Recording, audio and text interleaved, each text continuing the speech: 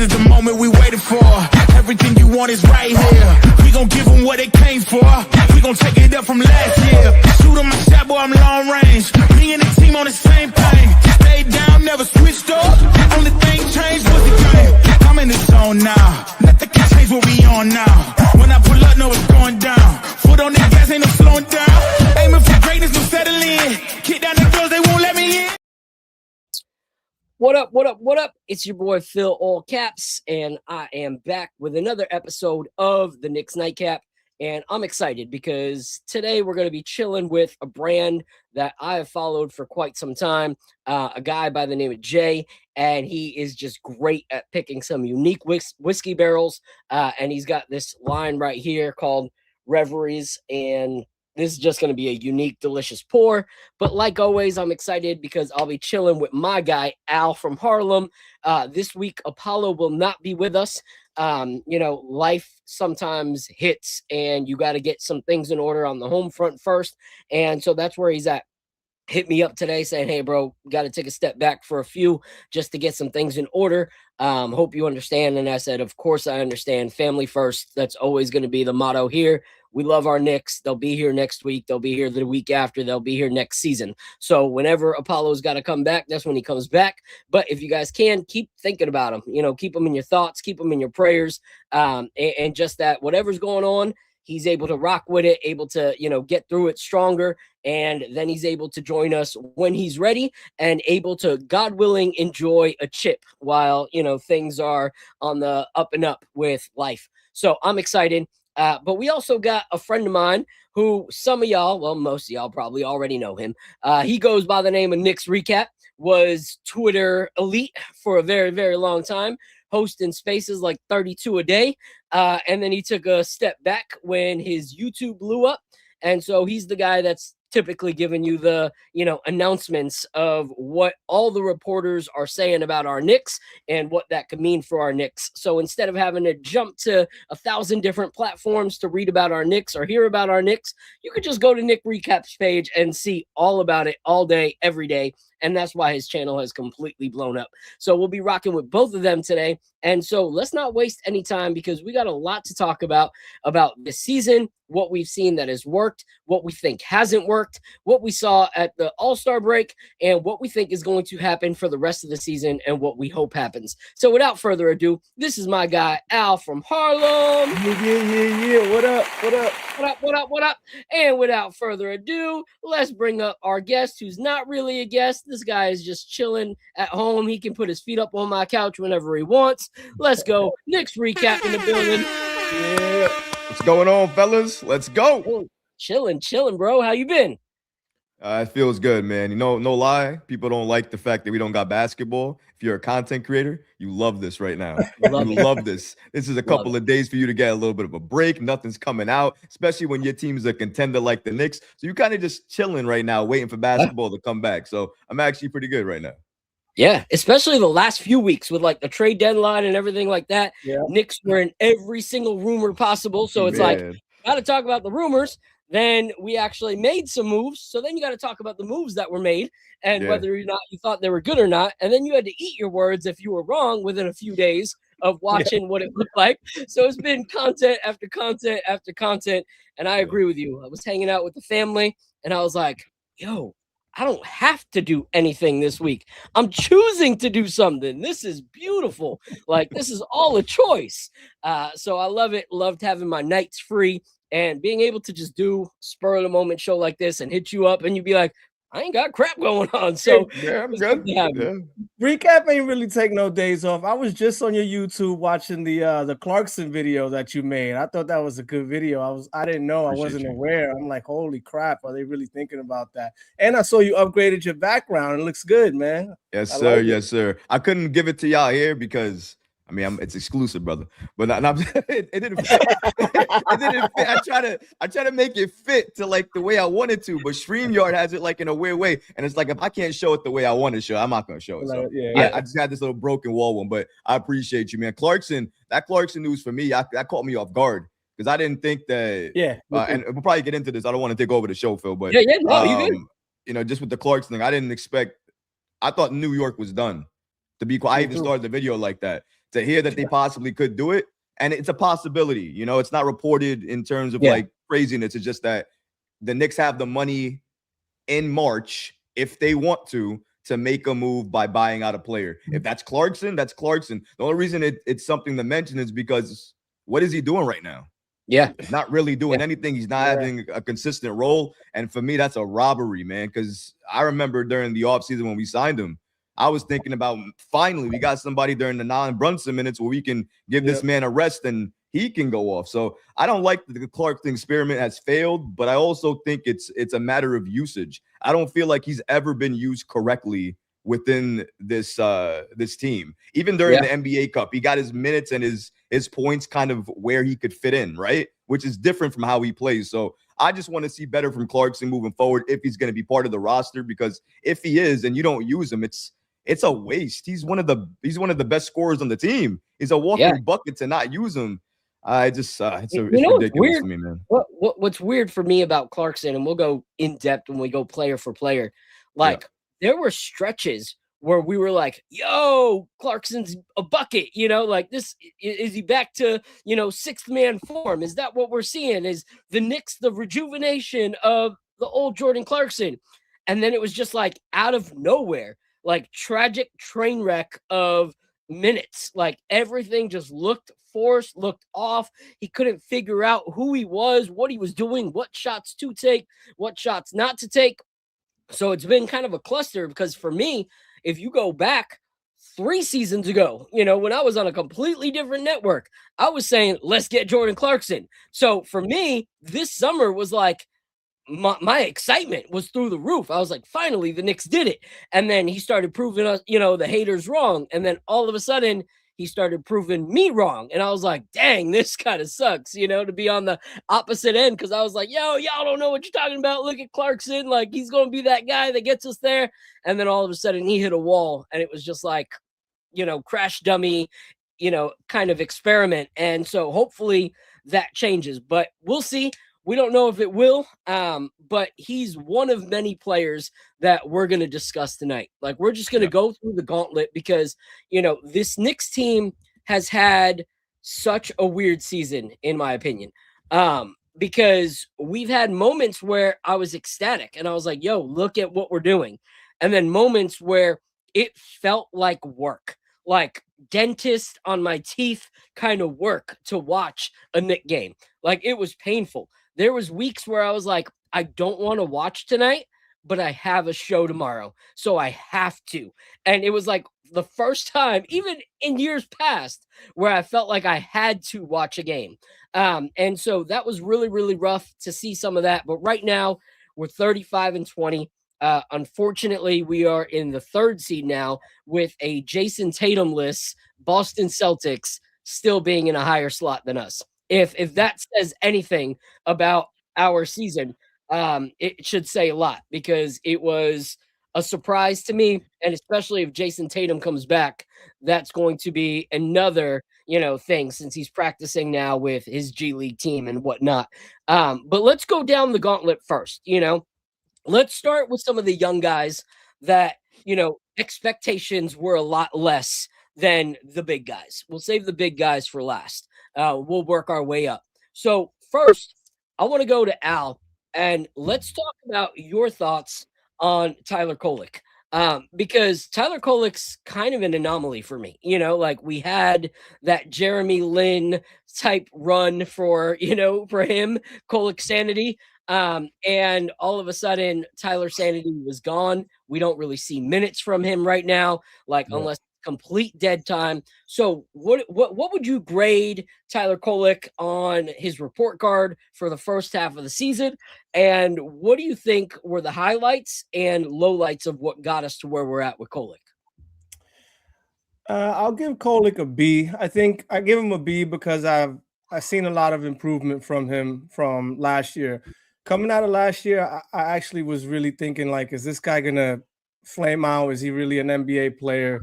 And this year he's shown in spots that, yeah, he can actually be an NBA player, but it doesn't look like he's, at least the Knicks don't think that he's all the way there yet.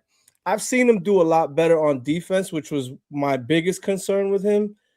His 3-point shot it looks like it has been coming around. He had that one game where he was doing the celebration, the little celly that was kind of going viral. Yep. So he's had some good moments in the season. I thought he was really starting to maybe make a push for that backup point guard role, but with the acquisition of Alvarado, you see that the Knicks don't see him in that light. I think they got him firmly in the third point guard position. And I think the reason for that is if you watch games against like tough, like physical teams, like the Golden State game sticks out to me. He was kind of getting pushed off the ball a lot. Like they were harassing him off his dribble and everything. Like, so I think as a point guard, you can't really have that, right? And you see Jose Alvarado, like he dribbles like you don't got New York City point guard. You don't got to worry about him handling the rock at all. So I think those are the areas where Kolek needs to strengthen up a little bit, like just be stronger, a stronger presence, be a little more physical and be able to dribble the ball without getting pushed off your spot and get to your spots. Like if he can start doing that, then he can at least be a good backup point guard. Like his ceiling is still. It's pretty good, man. His court vision obviously is elite. Like is bar none, right? Like that's what he's got going for him. So I'm okay with his performance so far. He's kind of older though, right? Like he's like 25 or 20. Like he's kind of older. 24, yeah. He needs to next year. He really needs to be his breakout year, or else I don't know what's going to happen with him. Yeah. All right. I'll go to you. Recap. What are your thoughts on the Tyler Kolek season so far? It's funny. I'm a huge Tyler Kolek fan. I love the kid. I think when you got him out of the draft, I remember saying to everybody he's a steal. He was going to be great. He fell to us. I thought he was going to be amazing. And to be quite honest, he kind of lived up to it in a way. He's been pretty good. The only thing for me is there's effort and there's being good. Yeah. He gives effort on defense. Yeah. He's not good on defense. Yeah. That's the difference there, right? Because last year he wasn't good and didn't give any effort.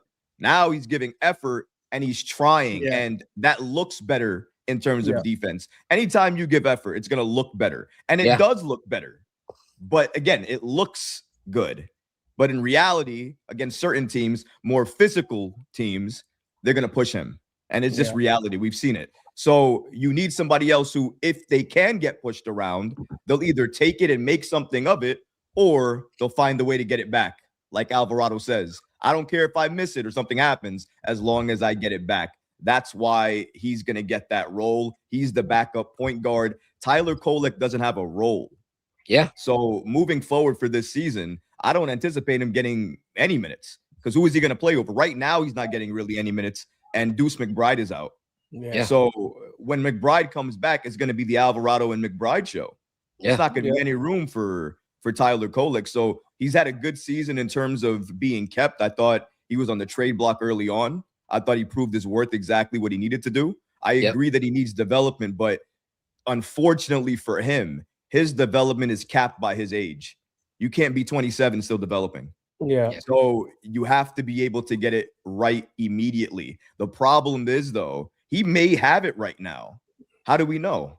He doesn't get consistent playing time. He will not get consistent playing time anymore. So we're never going to figure it out. Honestly speaking, they're going to have to make a decision on Sohan this summer, Mitchell Robinson this summer. They're going to have to make trades this summer. This roster is going to look different this summer. So I'm not saying anything beyond that. I'm just saying that you have to add some type of value and be able to show it. And if you can't do that consistently, then it kind of says what it is about your role. Yeah.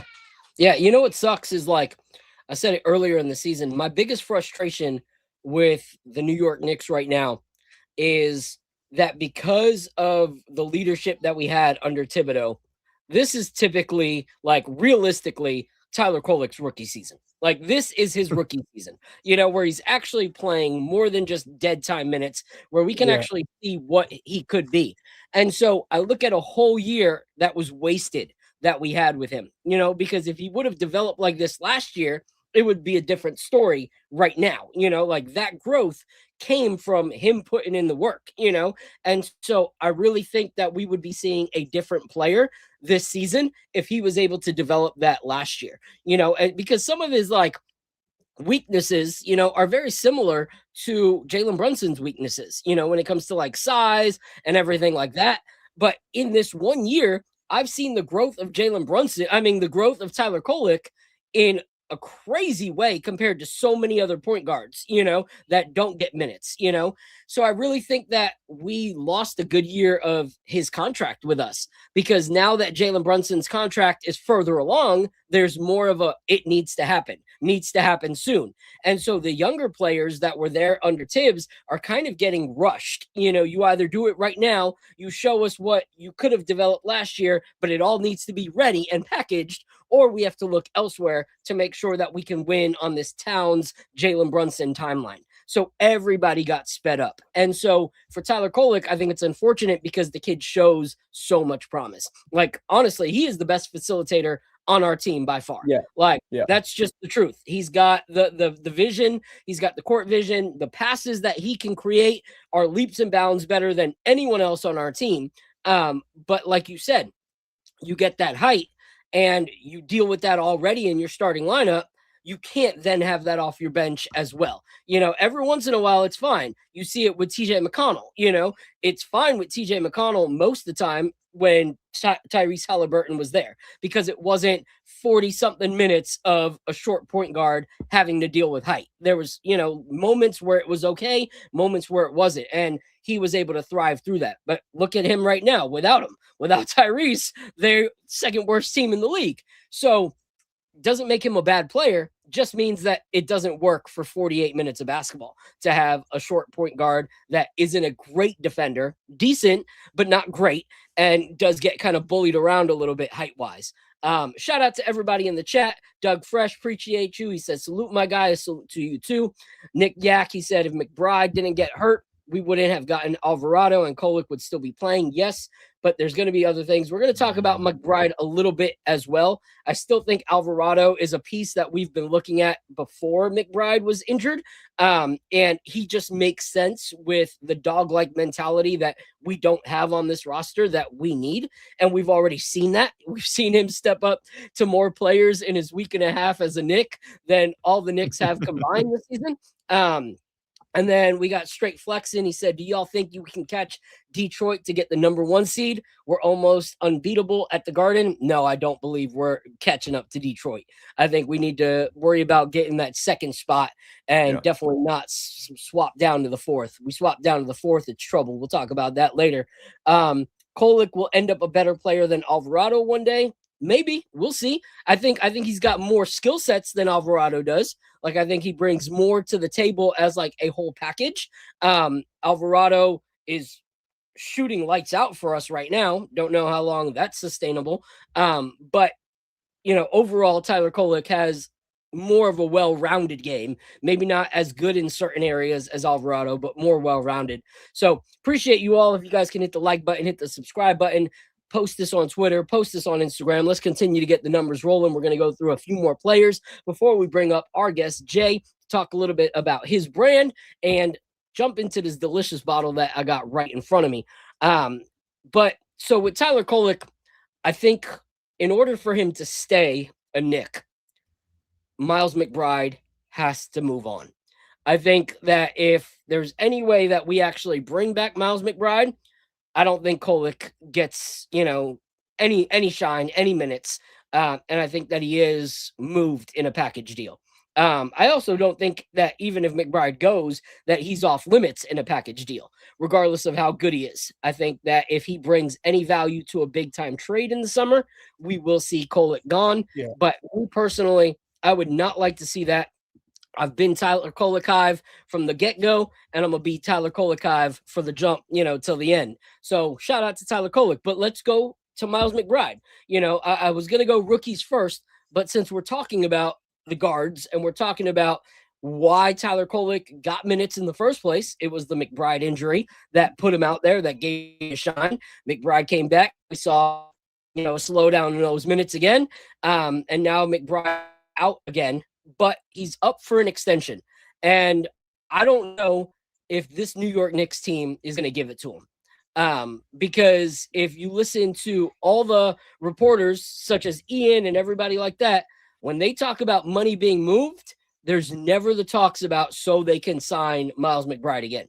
It's always as much money can be moved as possible to bring back Mitchell Robinson. Like, that's their priority. So, recap, what are your thoughts on Miles McBride, his current, status in the first half, and what you think the future is for him? Because he was shooting lights out, best numbers that we've seen in a long, long time from a three-point shooter on this Knicks roster. So what are your thoughts on Miles McBride? Most valuable Nick off the bench right now, without a doubt. Most instant offense off the bench, without a doubt. Best shooter off the bench, without a doubt. Most consistent off the bench, without a doubt, in terms of his defense and his offense. Shout out to Landry Shamet, who's trying to get there, but we know what Deuce McBride brings. I actually disagree. I think Deuce McBride is beloved in the organization. That's all I've heard.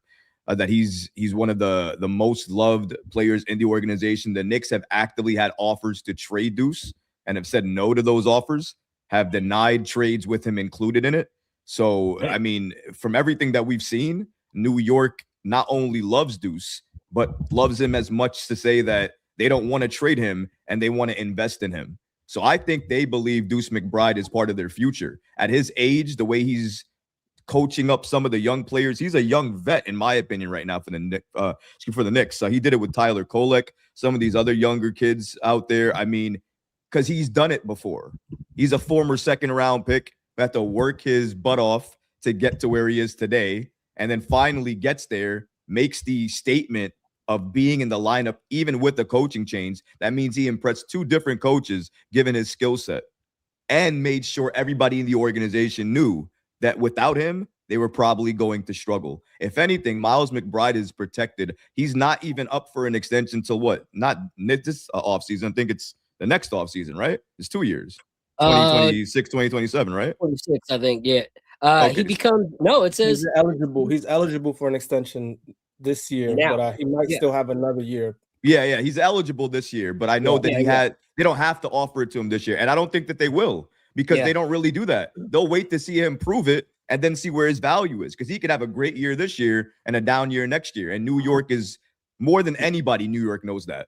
So they're going to wait and see what his value is. But I believe at the end of the day, just like with Mitchell Robinson, they're going to find a way to pay him because they love him in the city. They love him in the Knicks. And I think without a doubt, he is a future player that you're going to see here. They don't want to get rid of him. But to your point, Phil, if it's for a superstar, they may not have a choice. And that's probably the only way I see it happening. But apart from that, they don't want to give up Deuce. They've actively tried not to. So I have no belief in my mind to think that they would want to trade him, or in their minds think that, well, he's probably going to leave. I'm probably going to have to move on from him.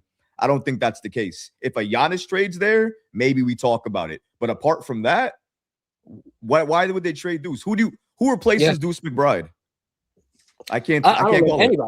Like, here's the thing is, for me, not even just the value of play, but as a Knicks fan, I've died for the day that the farm did not move away from someone that they brought in, that we didn't move on from a player that we actually drafted. And we've moved on from everybody that we've drafted except for Miles McBride and Mitchell Robinson. So for me, that to me is like, okay, if you can get this player for the first time in forever to be like a Knick for life, like a Steph Curry to Golden State, like loyalty, keep him there. I want to, and I think it all comes down to what you said, and also a superstar trade. And that's where the playoffs really say a lot, an early playoff exit, and we're superstar hunting in the summer, and everybody, that's not Jalen Brunson is up for grabs, because they know that if this Karl Anthony Towns experiment does not work out to at least get us further than it did last year, then there's an issue, especially with the trades that we made to get all the Villanova guys together and this, that, and whatever. There's a lot of pressure for something to happen. And I feel like, unfortunately, Miles McBride ends up being, the sacrifice, the animal that should not be That's a sacrificed. bad sacrifice. That's a bad sack. He shouldn't. If you sacrifice Miles McBride, you haven't used him properly. He needs to be set up in a proper trade. If that's not the case, then you wasted him. He has way too much value. His value is ridiculous. I'm talking about ridiculous around the league. That's how many teams want him around the league. New York, to not use that as an advantage would be wasteful. Yeah, and that's the hard part is you look at everybody else. The lack of Kolek minutes in this second half of the first part of the season takes his value away. Mikal Bridges, what we got him for, the amount of picks we gave up, takes a lot of his value away. OG Anunoby being injured again takes a lot of his value, so unfortunately for us, we've built up his value without considering everything else, so it might be one of the only pieces that someone wants to attach to get that star. And I feel like it's more of we'll take this guy, but we want McBride, as opposed to we want, this guy, and I guess we'll take McBride. It's like, no, we want McBride, but in order to make money happen, we'll also take your big name guy that, isn't as valuable to us. So I feel you there. All right, Al, what are your thoughts on McBride so far this season? Well, I think McBride's having a great season. He's our leading scorer off the bench, 12.9 points per game, and he's also shooting 42% from three. That's insane. Oh my goodness. So he's a productive player, but I have a slightly different perspective on McBride than you guys. I think I wouldn't have a problem with McBride if he was actually able to play point guard, backup point guard. But since he can't, and he comes onto the floor as a 3-and-D shooting guard at 6'2", it causes a lot of problems. It doesn't matter how good defensively he is. Alvarado's good defensively, but when you're 6'2", you're 6'2". When you're 6 feet, you're 6 feet. And if you get matched up on somebody else, you get switched off onto somebody taller, you're fish, you're food, you're barbecue chicken at that point in time. And so now that we have Alvarado, we have Brunson, how does Deuce get on the floor if he's not playing the backup point guard?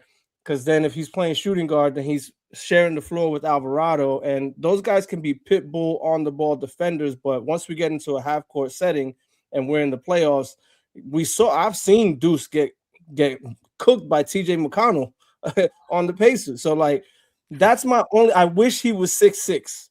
I love his production. He's great, but he needs to be on a team that has a tall point guard where he can go ahead and be the shooting guard. But on this team, we already have short point guards, so it's a clumsy fit for him, and it puts us at a disadvantage. So I do think he'll end up getting traded because he also has a lot of value, and someone's going to want him. So he'll be valuable on another team. But my thing with Deuce is I just wish he was 6'6" or better, man. And right now, if we trade him, we got Shamit that's holding down his the backup shooting guard position, and he's doing a damn good job. So I think I can stomach the McBride loss, even though he's going to go somewhere else and be great. But it is what it is. It's hard because it's all about roster construction. And even though we've gotten some really great players, I think that's my biggest gripe with, the front office is I feel like we've gotten a lot. Okay, so I'll relate it to something that happened when I was in college. All right, so I was helping out with this young late teens church ministry out in Florida, and one night we did a candy pizza night, where it was all right, we're gonna make pizza but that it's candy, so buy candies, this, that, whatever, we're gonna bake them, we're gonna eat them. And you could see that some people had a plan in mind, and they may not have gotten all the best candies in the world, right? But it was cohesive. It made sense. They were putting the Snickers with, the Raisinets and with this, that, and whatever. But then you had some people that just went ham. They heard the word candy and they went nuts, and they just started buying everything. They had Swedish Fish. They had Airhead Extremes. They had chocolate. They had this, that, and whatever. But when you put those all together and they start melting into a pizza, it was one of the nastiest things that you ever tasted in your life. It wasn't delicious by any means of the word. like every piece by itself, you're like, yo, those are the best candies. But then you put it together and you're like, you didn't think this through. And I feel like that sometimes when I look at like the height of all of our guards and I look at like, the skill sets of like certain players, and I'm like, dang, you are the exact same thing as this guy. Where's the variety, And so I feel like Miles McBride on so many other teams would be not even like seen as great as we see him, but he would be like a diamond in the rough, like the Aladdin search out kind of player.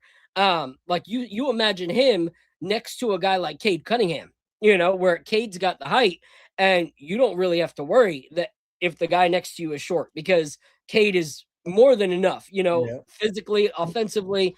But I feel like with us, it's like short guy after short guy coming in for short guy after short guy. You see, but here's the thing. Phil, but here's the thing, though. Here's where I come in with that whole thing with McBride. I get what Al is talking about with the lineups, right? There are certain lineups. So if you put a backcourt of Alvarado and McBride there, you're looking at, if I'm another bigger backcourt and I'm looking at that, it's almost like food.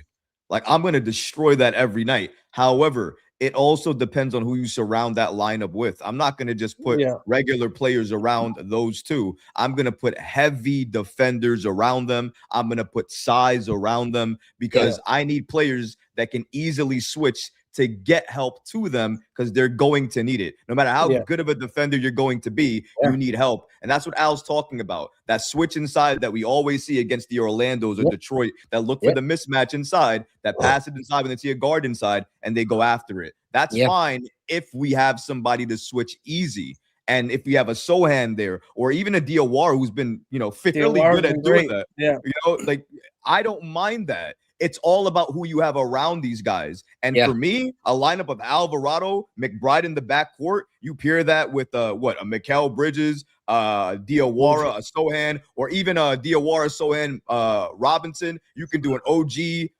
Mikal, Sohan, whatever you want to do. There's so many different combinations. That's what I'm talking about. I don't think it's inherently on McBride because, like you said, he's not going to grow. He is what he is. But because you know what he is, you use him to his fullest abilities. You're not going to put him in a lineup where he's going to fail. And if he is failing, that's on coaching, in my opinion, because McBride was succeeding before.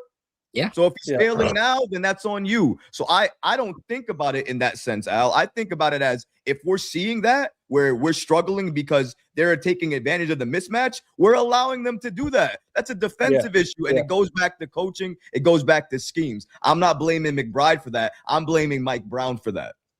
All right. Okay. All right.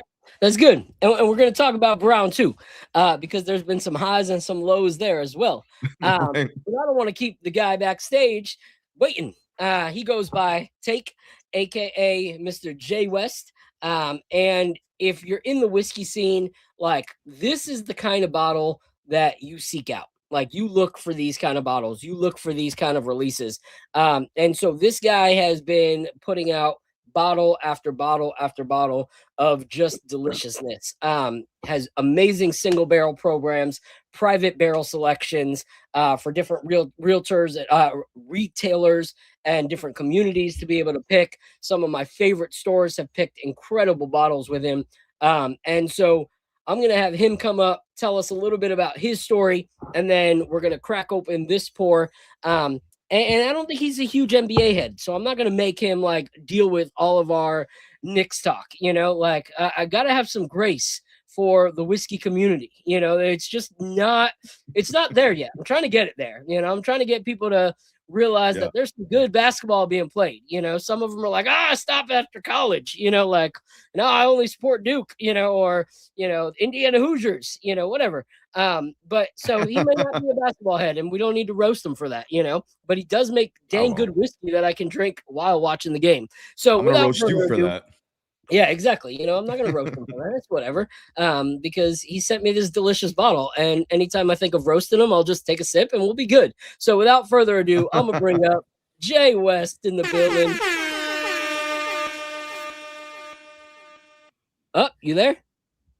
Good evening. Can you hear me? Hey, what up, Jay? What's up, Jay? I'm doing well. Thanks for having me, guys. Yeah, of course, man. Where are you at? I'm in Washington, D.C., but more importantly, I'm in my home office where I work on the whiskey. That's awesome. Is that home, DC? It is. Yep. Yeah. That's awesome. What's the weather like up there?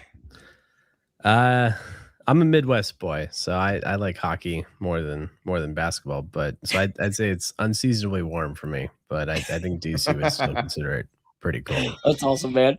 That's awesome. So I'm not going to bore you with basketball talk, but let's talk about you, the brand. How long you've been in this? How'd you get into it? Like, where did this crazy passion come from? Certainly, man. Yeah, I celebrated 10 years of doing whiskey last July. So coming up on 11, I've done everything from, and I have to say, I enjoyed sitting in the green room. I learned more about basketball in the last 20 minutes than I have in a very long time.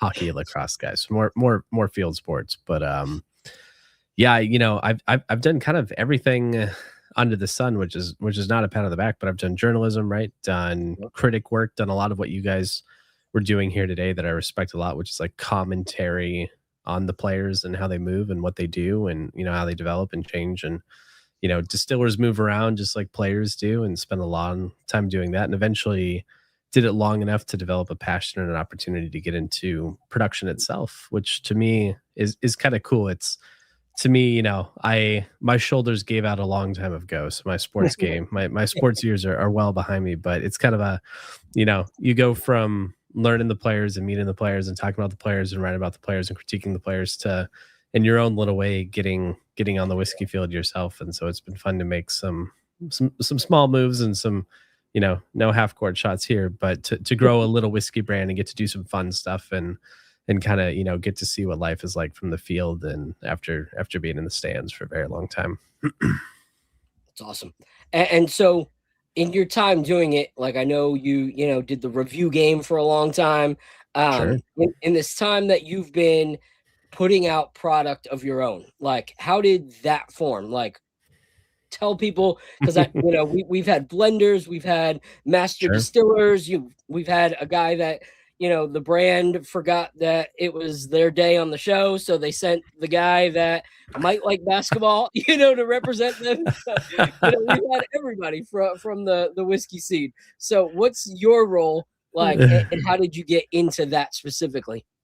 Certainly, yeah. So on paper, I am the principal whiskey maker for the Reveries and another brand called 1787 Provenance Straight Bourbon. But, I kind of got into it. The single barrel program was such a cool opportunity, right? Like every year I source hundreds of single barrels for a really fervent and passionate and genuine online community. But over the years, I'd meet producers, and a lot of times, when the tasting was done and I'd picked my barrels, they'd say, all right, well, you should taste this other strange thing we have. And I'd say, all right, cool. And then I'd sometimes be like, all right, neat, cool. That was wild to taste. But other times I'd be like, this is phenomenal, man. I would like to purchase this. And they'd say, well, we can't sell it to you. We don't have a brand for it. We don't have a label, or we don't have enough of it to create a product. And so after a little bit of thinking, I started to just be like, well, if you can't sell it anyways, you should sell it to me. And they would turn it around and say, well, how are you going to sell it? And I didn't have a good answer, but the answer was that like, I will figure that part out later. I will sit on this for a while and think about it.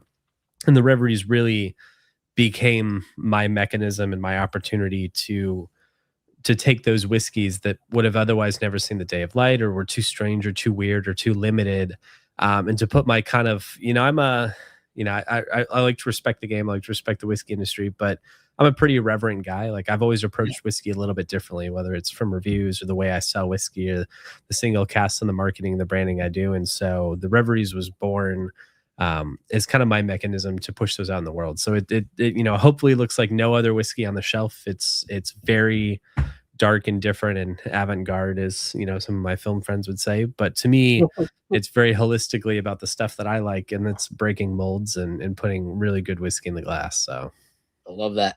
It's cool because like as I've seen over the years, the brands kind of grow, and like you even picking from other barrels, and seeing how quick those go, like seeing you pick a rare character bottle and all of a sudden, like within minutes, it's sold out or whatever.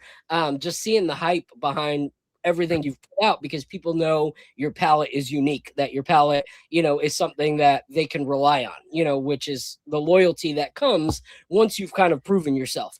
But one bottle that I have been, wanting for the longest, and I'm gonna eventually find it, because Florida's just got a weird thing about it. But one of my favorite brands, and people don't really realize this because I love bourbon and rye so much, but Scotch is and was my first love when it came to whiskey. And you worked on the Compass Box transatlantic. Yeah.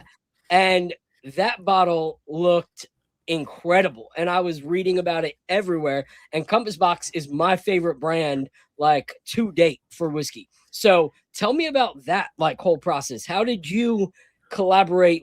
You're known in the rye and bourbon world, and all of a sudden you're collaborating with these breaking the mold gurus out there, overseas as well. Same mentality as you, to kind of hey, yeah, there's rules, but I don't really care. I'm going to make something great. How did you guys connect?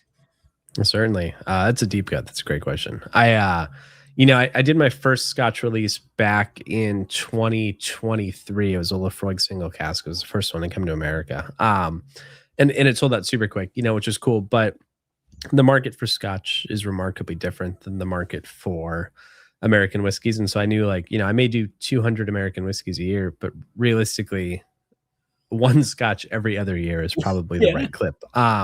So after selling the Lefroy, I was like, all right, let's switch it up a little bit. I love blending. Blending to me is one of the most passionate things that I do, and I love that I get to do it. But, when you go into blended Scotch, that's typically where the quality drops, right? People blend Scotch to make huge volumes and really reasonable prices. But I have always, respected Compass Box and loved what John Glaser did. And, they to me were kind of the original irreverent player in the whiskey game. There was no rules, and they followed no one else's path, and they did what they wanted to do, and they did it really, really well. And they built really empathetic and genuine fans on their whiskeys. And so, I worked with a good buddy, Will Schragus, who previously, was the mind behind Seagrass and some other whiskeys at Barrelcraft Spirits. And so he and I go deep, and we run together and get in all sorts of trouble. But, we were like, maybe we should ask Compass Box if they want to do this thing. And so we talked to them about it. And surprisingly, they said, well, we haven't really done this before. And we make blends and then let people taste the blends, and then they pick the blend that they like. So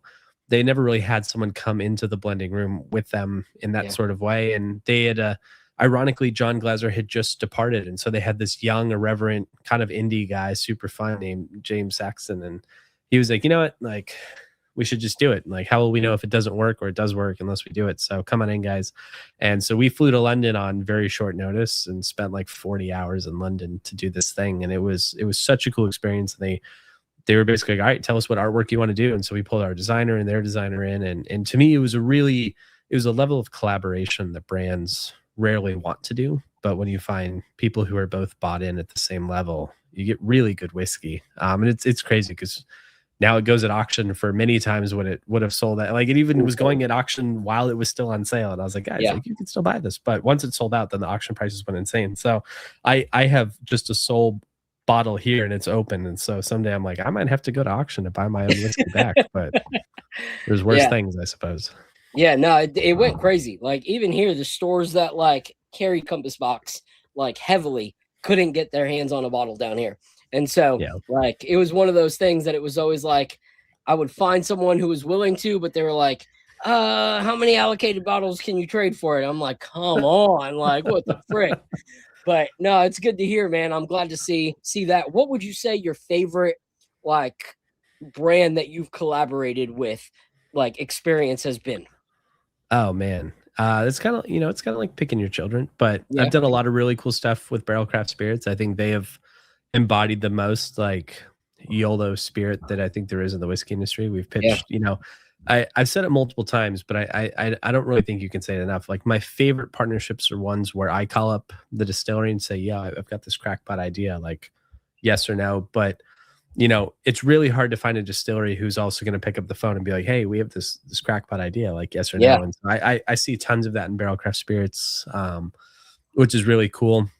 Compass Box was very much the same. I love what I've gotten to do. I did I think the only collab with Bardstown Bourbon Company last year, which is a huge point of pride. Working with Dan Calloway is such a talented and you know, I run into him. It's fun. Like I run into him at restaurants and wine bars in Louisville, and I realize like on paper we're very different people, right? Like he's he was very established in the orchestra scene and then the sommelier and stuff, and like.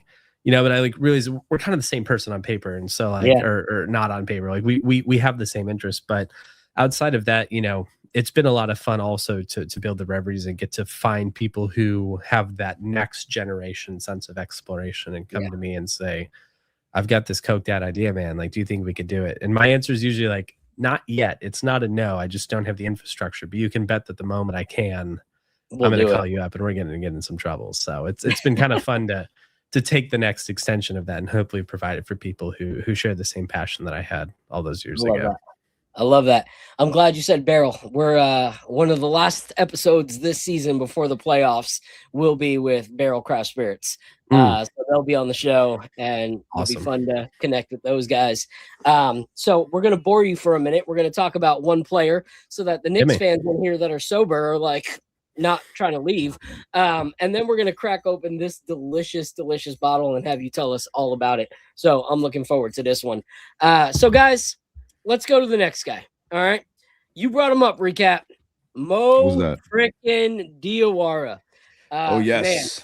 Man, to me, this is one of the biggest surprises and highlights of the season. Like this kid, from the first time he stepped on the court in Summer League, looked promising. And then we didn't know if he was going to make the team. Like if they saw what we saw, then we got them. He wasn't getting much minutes, but then he got minutes. And it was like, why did he not get minutes from game one? Like this kid is incredible. And every game you watch, he continues to show that he has more and more and more in his bag. So Al, what are your thoughts on Mo Diwara? What would you grade him for this season? Oh man, he gets an A from me right now, man. He's cooking. He's actually shooting like over 40% from the corner threes too, which is what we need him to really like make and shoot. But I saw Mo when we met up at the Orlando Magic game. I think he started that game for Josh Hart. And I was sitting in the risers behind the basket. I was pretty close up, and I saw him, and I was like, "Yo, this dude is huge." And I'm, one of the things with me, Recap, is I hate how small the team is. So when I saw Mo, I was like, these are the kinds of players that we need to be getting, because the rest of the league, especially the Magic, is just a team of giants that everyone is 6'6" or better. And that's what we always run up against. So when I saw him, I was like, yo, this guy's huge. And that was the game that he shot like 2 nasty air balls, and everyone was like, it hit the bench again. But ever since then, he's just progressed, and he keeps getting better and better. He needs to keep playing more minutes. Like, I don't know. I think he's only getting like 12 minutes a game or something like that. He needs to get more minutes. I want to see him get more minutes down the stretch. Absolute A+. He's a steal. He is the most, out of all the young guys, I'm most excited about him. And I think he's got the highest ceiling out of all the players, all the young players that we have. I see him in the offseason. I want him to work on his dribbling, his ball handling. I want him to be like a point forward for us. And obviously keep working on your shooting. But, yeah, he's been great, bro. He's been great. All right, Recap, what are your thoughts? 51st pick in the NBA draft. Unbelievable. Rookie year. Wasn't supposed to do nothing. Drafted as a project. Say that one more time. A project. Want to know why he was drafted? His defense. That's the only reason. Offense, okay, well, maybe you'll get it someday. Fast forward to today. I think he's 12 for 13 from the corner. So near perfect from the corner from 3, and overall from 3 shooting over 40%. So he's one of your best 3-point shooters in his rookie year, helping a contending Knicks team. What? That's not even an A. That's an A+++, max plus. I don't even know how to grade that. How do you grade that? Who thought a rookie would do that? A rookie for the Knicks. The Knicks. Are you kidding me? This kid is the future. He has the skill set to be a superstar, not only because of his speed, his confidence.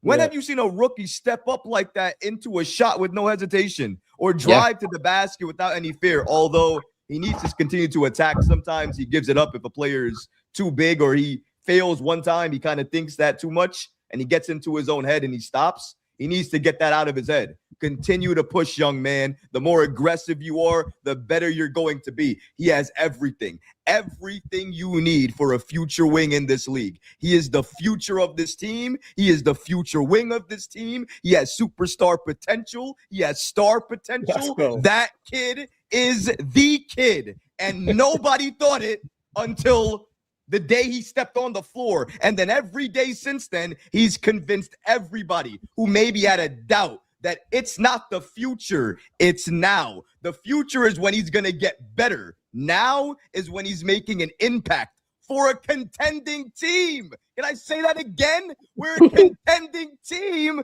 and he's giving us this level of impact. Come on, man. I'm Diwara all day. Let's go. Let's go. Yeah. Let's go.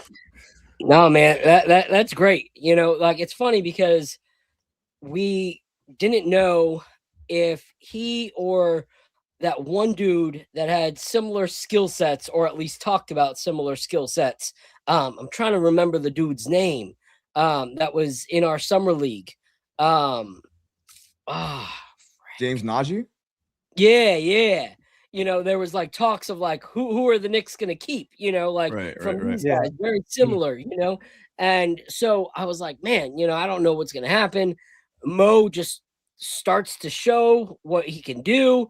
And you're just like, all right, I'm interested, you know. And so the first time he got minutes, I started calling him half scale Siakam because I was like, all right, he's already like halfway to being a Pascal Siakam type player.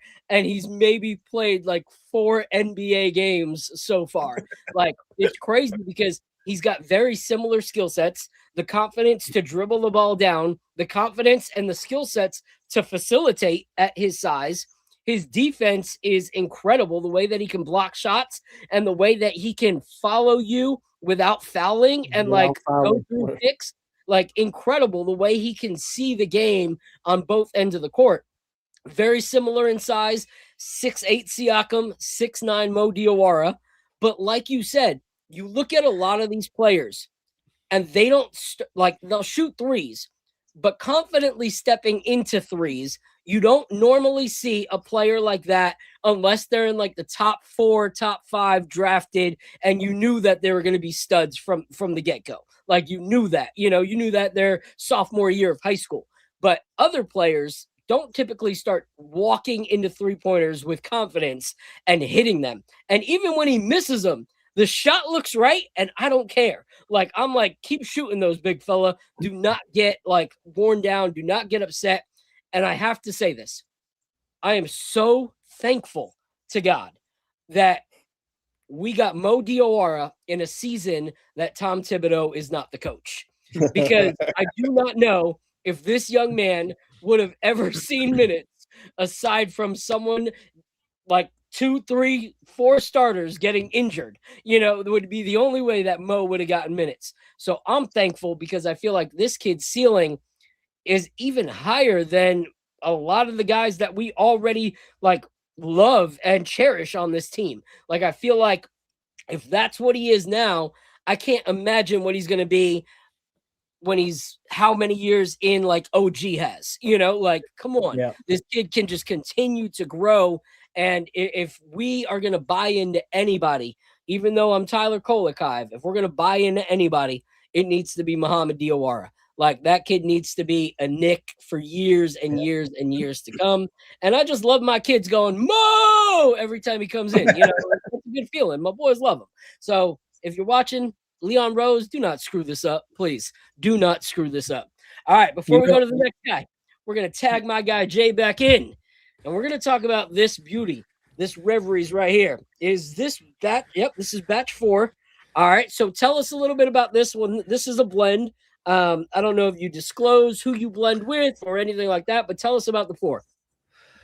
Yeah, man. You know, like we talked about kind of before this past player, blending is one of the things I think is most interesting. And so I love blends. Yeah. When I brought in a bunch of really cool whiskey, I think I made my accountant cry, but I was like, we're gonna blend some of this, and they were like no.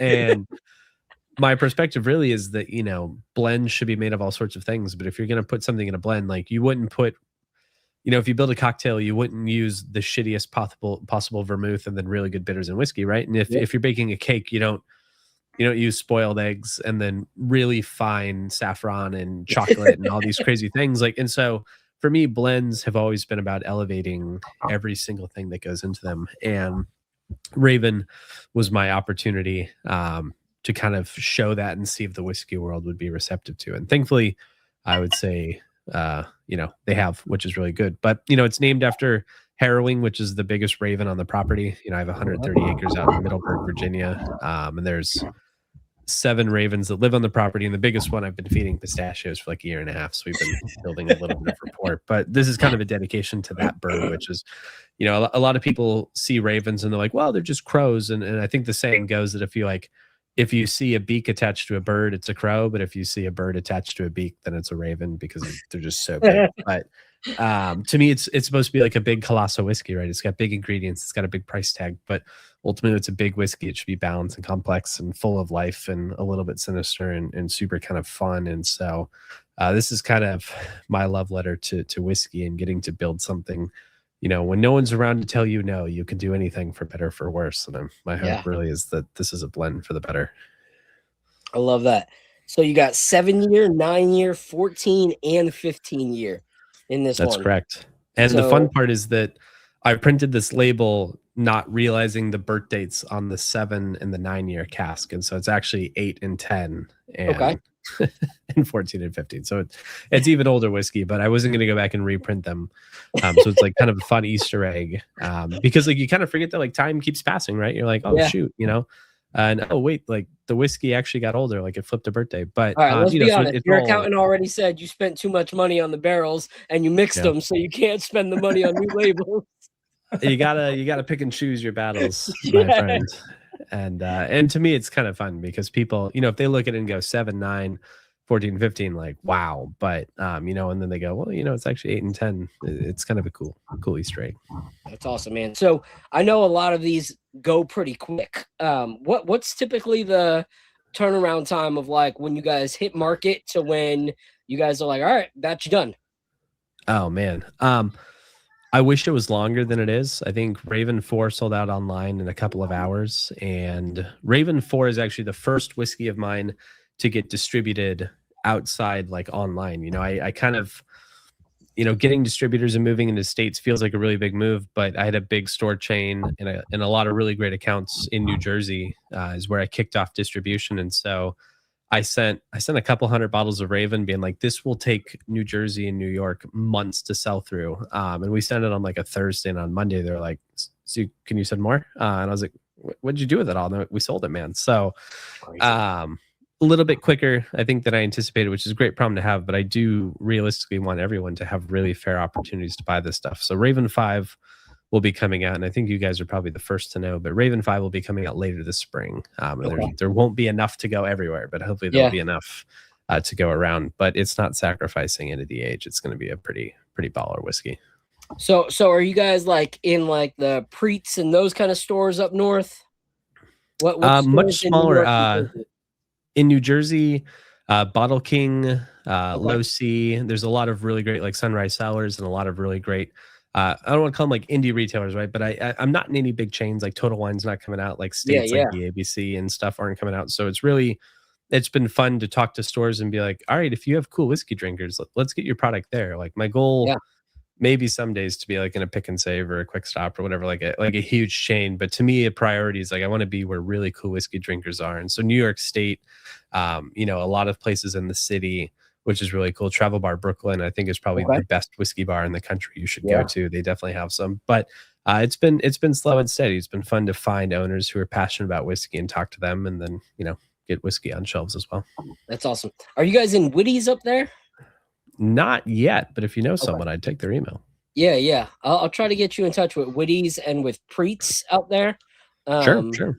You know, try to get you up there because that's where like Tony Adams and all those steady poor guys like Drew and stuff, they all shop there. So pretty great stuff, great barrel picks out there. So I'm sure they'd love what you're doing out there. So I'll send you a message with them today when we get off the show. That'd be great. All the marketing I've spent is on hats and more bottles of whiskey. So I'm definitely a word of mouth kind of guy, and so that to me is kind of the romance of it as well. Well, at least the hats look nice. You know, you're sporting it very well over there. They're fresh. They came in today, so I'll have to get some out. You'd brought up like if you have any swag, and I was like, I have zero swag. And then today a box of hats, and I was like, all right, these. You know, you go through revisions, like you're like, nah, this doesn't look good. And they send more hats. And you're like, all right, this looks better, but you fix this and it's too small. And then finally today I was like, all right, this is a hat I can wear. So I love it. I love it. All right, let's dive into this pour and get a sample of it. And recap, I will be sending you a sample of this since we didn't know you were going to be on the show, but I want you to be able to taste this for sure. Some other stats you didn't mention. This is 122 proof. And yeah, it has a 7, 9, 14, and 15 year blended. I definitely want you to send it to me now. Jeez. This seriously smells like candy. Like I could put this in gelatin and just eat it in a movie. So that describe it some more to the guy that doesn't have it, please. I mean, this is horrible. This is horrible. Straight toilet flush. This is I'm a big fan of like older whiskeys. You could taste the age on this. You could taste the oakiness. I really like that. I enjoy that. You could taste the barrel right off the rip. Man. And it's a long finish. I'm getting some grape on the finish. A lot of grape actually on the finish.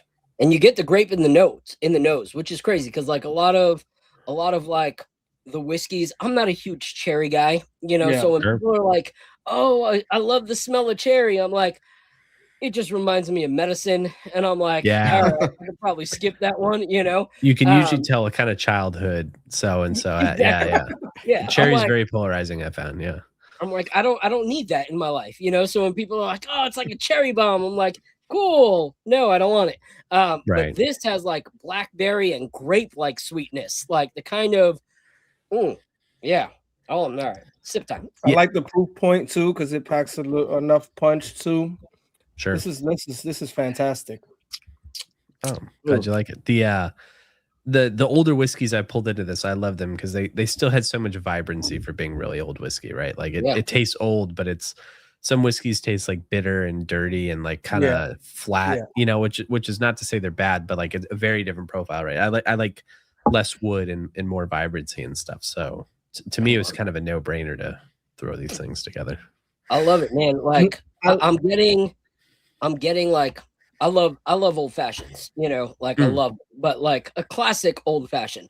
Like you start muddling my cherries on a cruise ship, and I don't want anything to do with you, you know. But this tastes like I love when they zest it, but then they like, you know, light the peel on fire to get that like extra bit of toastiness into the orange. So I feel like this is like a mix of like orange zest with that proof point, but it's like the tobacco, you know, type notes that I love. So it's like orange zest tobacco, which to me reminds me of, I love smoking pipes, you know, because I feel like the tobacco in a pipe is less artificial. And, you know, when there's flavor notes in the tobacco, it's different than a flavored cigar. Flavored cigars to me are just like disgusting. But, you know, tobacco that it's like, oh, it's got hints of orange and stuff like that. And you get the char of the orange in the tobacco. It's absolutely phenomenal. This is a great pour. And I honestly think it drinks lower than its proof.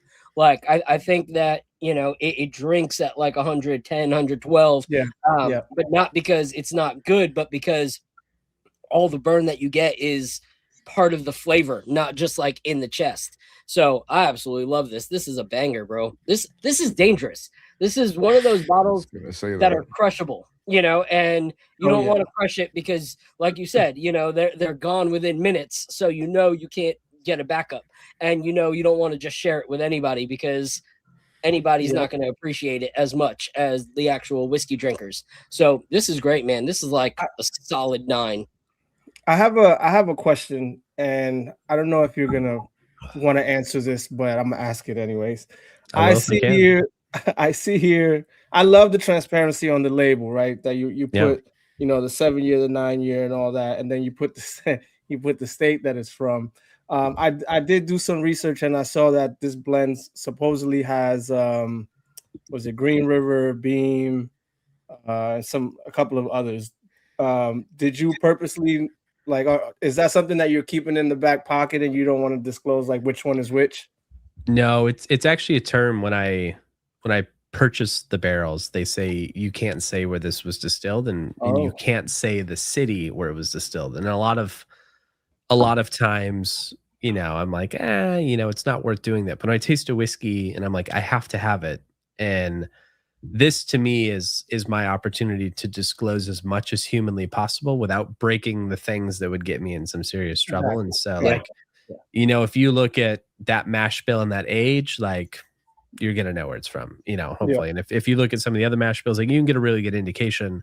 And is it a guarantee? Like, no, but also, one of my creeds to kind of whiskey is like, I will tell you as much as I can, and hopefully enough that you can figure it out. And if not, at least at the very least, I want you to know as much as you do about the whiskey, especially if you're going to spend, I feel like if you're going to ask someone to spend over $100 on something, you should give them as much as you can. And so really, I've gone as far as like I make my accountant cry all the time, but I definitely don't want to make my lawyer mad. And so I will tiptoe all the way up to that line, and I will stand there and I'll lean like the tiniest bit. But I will mess with my accountant. I will not mess with the lawyers. And so it's a lot of brands just say like, it's a blend of Kentucky straight bourbons, but this is me, like, it's the ages and even the different components, right? Like if you see a blend of 8 to 20-year-old whiskeys, like, is it 1 drop of 20-year-old? Like in this blend, like, exactly, like there's a really significant portion of really old whiskey. So to me, it's I say it's being as transparent as I can be with knowing that I can go to bed and I'm not going to wake up and get an envelope in the mail. And I saw you on Phil's show the other day disclosing all the things And a lot of people are like, that can't possibly happen. And I would tell you is that happens all of the time. So it's me doing due diligence. Yeah. I like that that's become a little bit of a trend in the industry now, just a little bit more transparency, because the old guard was all like super close guarded about it. And it's like, no, this is my secret sauce. I'm not telling you what it is, kind of deal. Sure.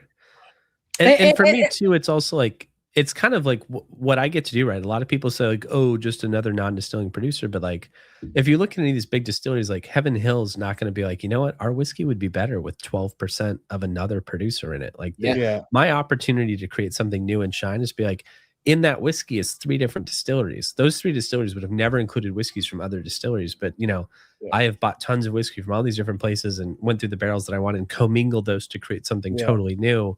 And that's like, to me, is a very new age, like progressive mindset, but it's also a lot of opportunity. This is the first time I've had a bottle like this. Yeah. 2 things on that, to Al talking about the disclosing. It's like when we're not part of something, it's like a lot easier to be like, they should just disclose, but like, then we're here talking about sports and we're saying, one of the great things about our front office is that they don't release anything until it's actually time. They play the low game and then surprise everybody, so it's like, well, no, the same thing, is the case where it's like, if that's your secret recipe or, as a blender, it's like, I think so many times, so many people don't give blending enough credit, but it's like, okay, they may not have distilled that, but their flavor palette was developed enough to say, I just spent so much money on this barrel and I'm going to take a risk with this one because my mouth from tasting those 2 feel like they can make something even better together. Like, unless you are like knowledgeable in what you're doing and really have an understanding of what you're tasting and the craft, you're not going to spend that kind of money to take a risk in blending those 2 things. Like, you are going to be very, very cautious and be like, all right, I know this works. Let's stick to that. So with blending, the fact that you guys can do something like that just shows the diversity in the amount of spirits that you drink, and the fact that you can taste something from a completely different distillery and still think that if you mixed it with this, it would make it so much better. Just like anything, being able to have that kind of a tool in your back pocket is something that sets you apart. So you, in sharing what you share is huge, but also being able to be like, I don't need to disclose everything because some of this is me. Some of this is my hidden sauce. But yeah, this is incredible, man. I love it. Appreciate you sending these over. I appreciate that. Yeah. And it's kind of fun because it's just a different way of doing whiskey. And I love to kind of throw my own take on it and see what people think. So it's fun to be a little different. Pardon my ignorance. Are there other, like, I don't know, producers or, I don't know, brands that have blended three or four different distilleries? This is my first time having one I think it's so cool. Yeah, I think what I'm doing is novel and different. I'm certainly not alone in that, right? Like even Bardstown, right? We've talked about has done their Discovery series. Always really cool. Usually features some of their own distillate and some of other distillate, and usually like 3 or 4 components. And kind of what I say is like, if I thought I'd be any good at distilling, I would distill, but I know where my strengths are, and I like to source barrels from people that I know personally who are incredible distillers, right? I think that if I ever come out with a distilled product, you should probably run, unless I was like, I hired the best distiller and he's doing it for me because I know what I'm good at. And that comes from a place of humility, right? I do not think that I would be the world's next best distiller. And so I lean on the best distillers I know, and I love to buy their whiskey and blend them and create my own things. But, I think it takes some discretion to do that as well. Yeah, I love that. Well, we appreciate you. I put the link in our chat right there for your website where people can look to purchase bottles when they come out, your Instagram as well. I know you talked about batch 5 coming soon. Anything else that we should all be kind of like on the lookout for? It's been a busy February. So what I would tell you is I can't say a whole lot, but Raven 5 is coming soon, and I've released the labels for a new project called Reveries the Deep, which is going to feature some double oaked whiskey, which is something I'm really passionate about as well. So between the single barrels, the new Raven, and this new thing called the Deep, which focuses on kind of the horrors of the deep blue sea, I think it'll be a busy spring. What's Murder of Crows? Murder of Crows. So we're talking about Raven here, right? I talked about like Craven is crows are like a kind of a scrappy blackbird, and ravens are much bigger, meaner blackbirds. And so a lot of private select groups had said like, hey man, like we want to buy some Raven. And I'm like, all right, cool. You can do a custom Raven. Are you ready to buy 300 cases of whiskey, 1,800 bottles? And everyone said, no, not particularly. And so what I have done for people that have already selected barrels at the Reveries, I love to welcome people back with something new and cool. And so accounts that have purchased from me previously and supported me and helped get me where I am and kind of get some of this steam. Murder of Crows is a new batch of Raven that has been recast into neutral oak, American oak, and French oak. And groups can kind of pick, it's a little slice of their own batch of Raven. And so they get the complexity of Raven, they get the blend of age statements and producers, but also a little bit different flair based on that. To me, it's not as much a finishing barrel. It's kind of like it's going on to have some further maturation, and all those barrels will taste a little different. But it's an opportunity for accounts that have purchased barrels before to come back and try a little piece of a blend that is unique to them, and bears probably my most avant-garde art yet. And I was surprised the TTV didn't have a problem with the word murder on a label. I was surprised. It's very pacifist. It's more about the collection of strange animals, but I thought, oh, this could be interesting. And they had some thoughts, but it was all about my composition and stuff. So seeing that get launched and see the feedback for that was really cool. So Murder of Crows will also launch this spring. So that's awesome, man. I'm looking forward to that. And then the last question, is there going to be more Leviathan coming down the pipeline? Yeah, Leviathan hasn't even launched yet. So the answer is yes. Because I know it's been promoted as that 19-year. Like, is that dropping this year? Yeah. That was the first label of mine to make it out after the TTB shut down. A lot of people asked, like, or when the government shut down in January, right? Like, folks were like, well, are they back to work? And the answer is yes, they came back to work. So that is super limited. It's going to be super expensive. I bought those barrels actually about 2 years ago. So 19-year-old whiskey is never cheap. And I think I bought some of the most expensive 19-year-old whiskey you can buy. But I'm really proud of it. And I think between both of the barrels that make up Leviathan, it'll be a single barrel release. There's probably only about 70 bottles total. So wow. All right. If you see one, you'll know it because it has a lot of numbers attached to it. It's an expensive whiskey, but it's also something that I never thought I'd get to buy. And I'd like to make my accountant cry. So if we're gonna do it, we're just going to be on your site, or how's that going to be dropped? I'll be honest, I haven't quite decided. When you only have about 70 of something, you gotta be pretty precious with it. But probably going to hold a few bottles and for dinners and cool stuff like events and tastings and stuff. But we'll probably drop through the reveries.co. So if you follow the Reveries online or my Instagram, you'll know about it. All right. And I just put the link for everybody there. This is his collaboration bottle that is available with Bardstown. You may not be able to get these right now, but you can at least get something that he partnered with an amazing distillery on that release. Absolutely delicious. And we will be, I think as the Knicks Nightcap, we're going to figure out a way. If those go online, it's just going to be a business expense. It's just a very, very expensive business expense that we'll be able to have for Al and Recap and myself. But we thank you so much for coming out, man. We appreciate you. This was absolutely delicious. If there's anything that we could do to help push the brand or anything like that, please let us know. We definitely want to do that. But let people know where they can follow you and support you. Yeah, thanks, guys. It's been a pleasure. I appreciate you guys having me. I'll probably go sit on my couch and watch the end of this and learn a little more about basketball. But you can find me, take.review on Instagram, take.com, so T8KE.com for pretty much everything that I do. And then if you're looking for Reveries specifically, you can find it at thereveries.co. But plenty to follow, lots of cool stuff going on. Definitely check out that Bardstown blend. I think it's probably one of my crowning professional achievements and has been really cool to see come to market. So lots going on. And, shoot me a DM. I try and be as accessible when I can. So I like to respond to messages and talk to people and stuff. So it's been a pleasure. And, we'll see about getting you guys a Leviathan and see where the show goes. All right, cool. And like I said, I'll send you the email information for Preets and Witties tonight. Yeah. And last question, where did Take come from?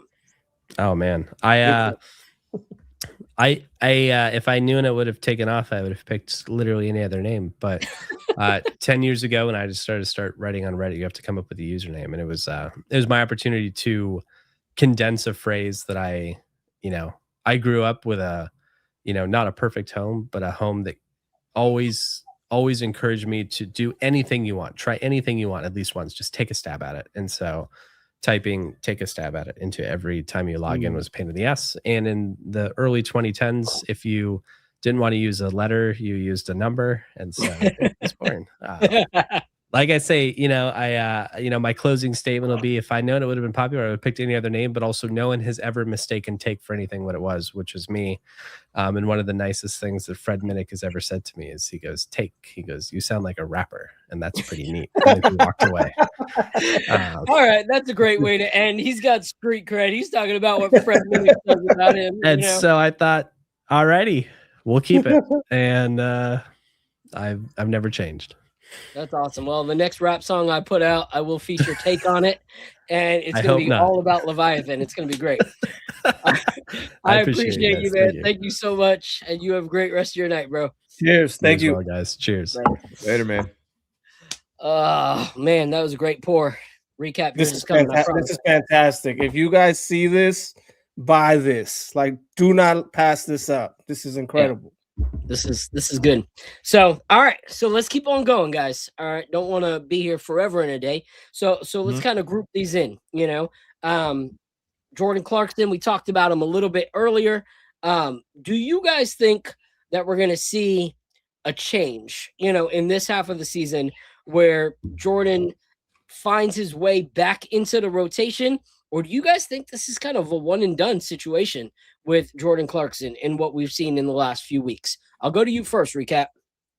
It's hard to call with Clarkson because I don't really know where it's gonna land with him. I feel like he's useful. He can be useful in a way that we use Jalen Brunson at times as the main offensive weapon, and we put 4 defenders around him. We could do the same thing with Clarkson. And I think people who say that, well, we do that for Brunson because he's Brunson, he's a superstar. I get that, but saying that you won't do it for Clarkson because he's not a superstar is just saying that you don't want to coach anybody. That's just that doesn't make any sense to me. Yeah. When you know a player will thrive with certain other players on the team, on the same squad on the floor, why not do that? Especially if a player is struggling and you want to get the best out of that player. I think that's what it's going to come down to. The problem is we have seen already where Brown has had opportunity to do that and hasn't done that. So it's really about how you maximize this roster. We have a legit about 11 players you can play right now, playoff minutes if you needed. And it's up to Brown to identify when, where, and how you play those players. But if you don't have a conversation, if you don't have a direction, if you don't have a route to get there, and you're just going by what you see, what you know in your experiments at that time, I don't know how that's going to work moving forward. I feel for Clarkson because I feel like he's in the right position. He does exactly what we need.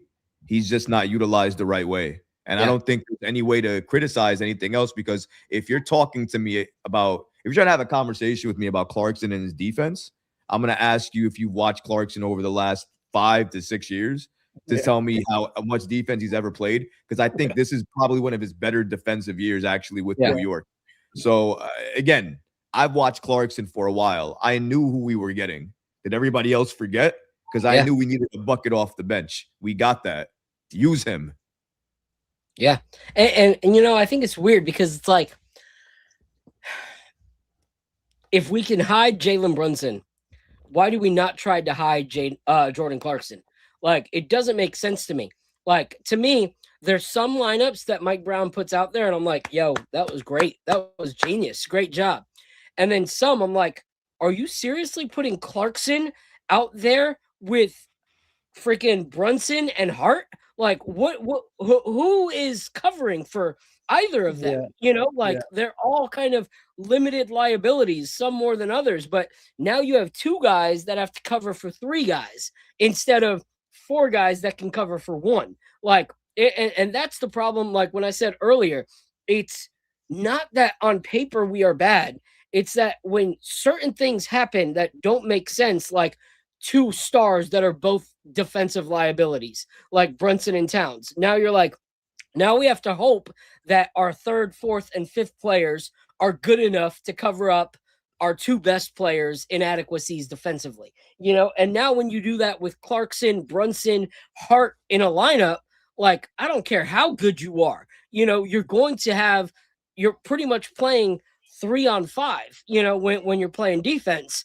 And now you have either Mikhail or OG or Mitch having to run everywhere to try and stop 5 guys, you know? So to me, you cover that up as much as possible. Like, as a team, you look for your strengths, you pour into the strengths, you cover the weaknesses. That's for everybody. You know, like with Mitch struggles, you know, from the free throw line. Okay, so figure out how not to put Hack-a-Mitch in a situation. You know, like, our team needs to figure those things out as best as possible. So I agree with you on that, because Jordan can be that spark that you need.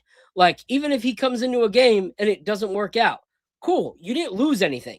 But if we could allow Campaign to have those kind of games last year, and he is a bigger bucket than Campaign has ever been, like, why can't we take those risks for Jordan Clarkson? And so I think also a big thing is, I know us Knicks fans see it all the time, and a lot of people think it's funny on Knicks Twitter when Knicks fans push the envelope too far and start making things personal and start going after the player on social media and stuff like that. Like, you got to realize that, yeah, these guys are making money, but this is also them as people. You know, it's going to take a toll. You can't have a whole thread of people telling, you know, a player that they're pieces of garbage and that they wish they would die and all this crap. And then he's never going to play good. Yeah. Like, you wake up to like 50, 1,000 tags, you're going to see it. You know, it's just the nature of social media these days. And then you're going to complain that he didn't perform well that night. Like, come on, there's got to be some leeway there as well. Al, what are your thoughts? I see you itching to say something. I think the idea of Clarkson is like, I think people hold on to the idea of certain players when they may just not be that player anymore. I've watched Clarkson. He used to be a walking bucket. He hasn't been a walking bucket this year. He's been in some games, but for the most part, he hasn't. He's shooting like 42% from the field and 33% from three.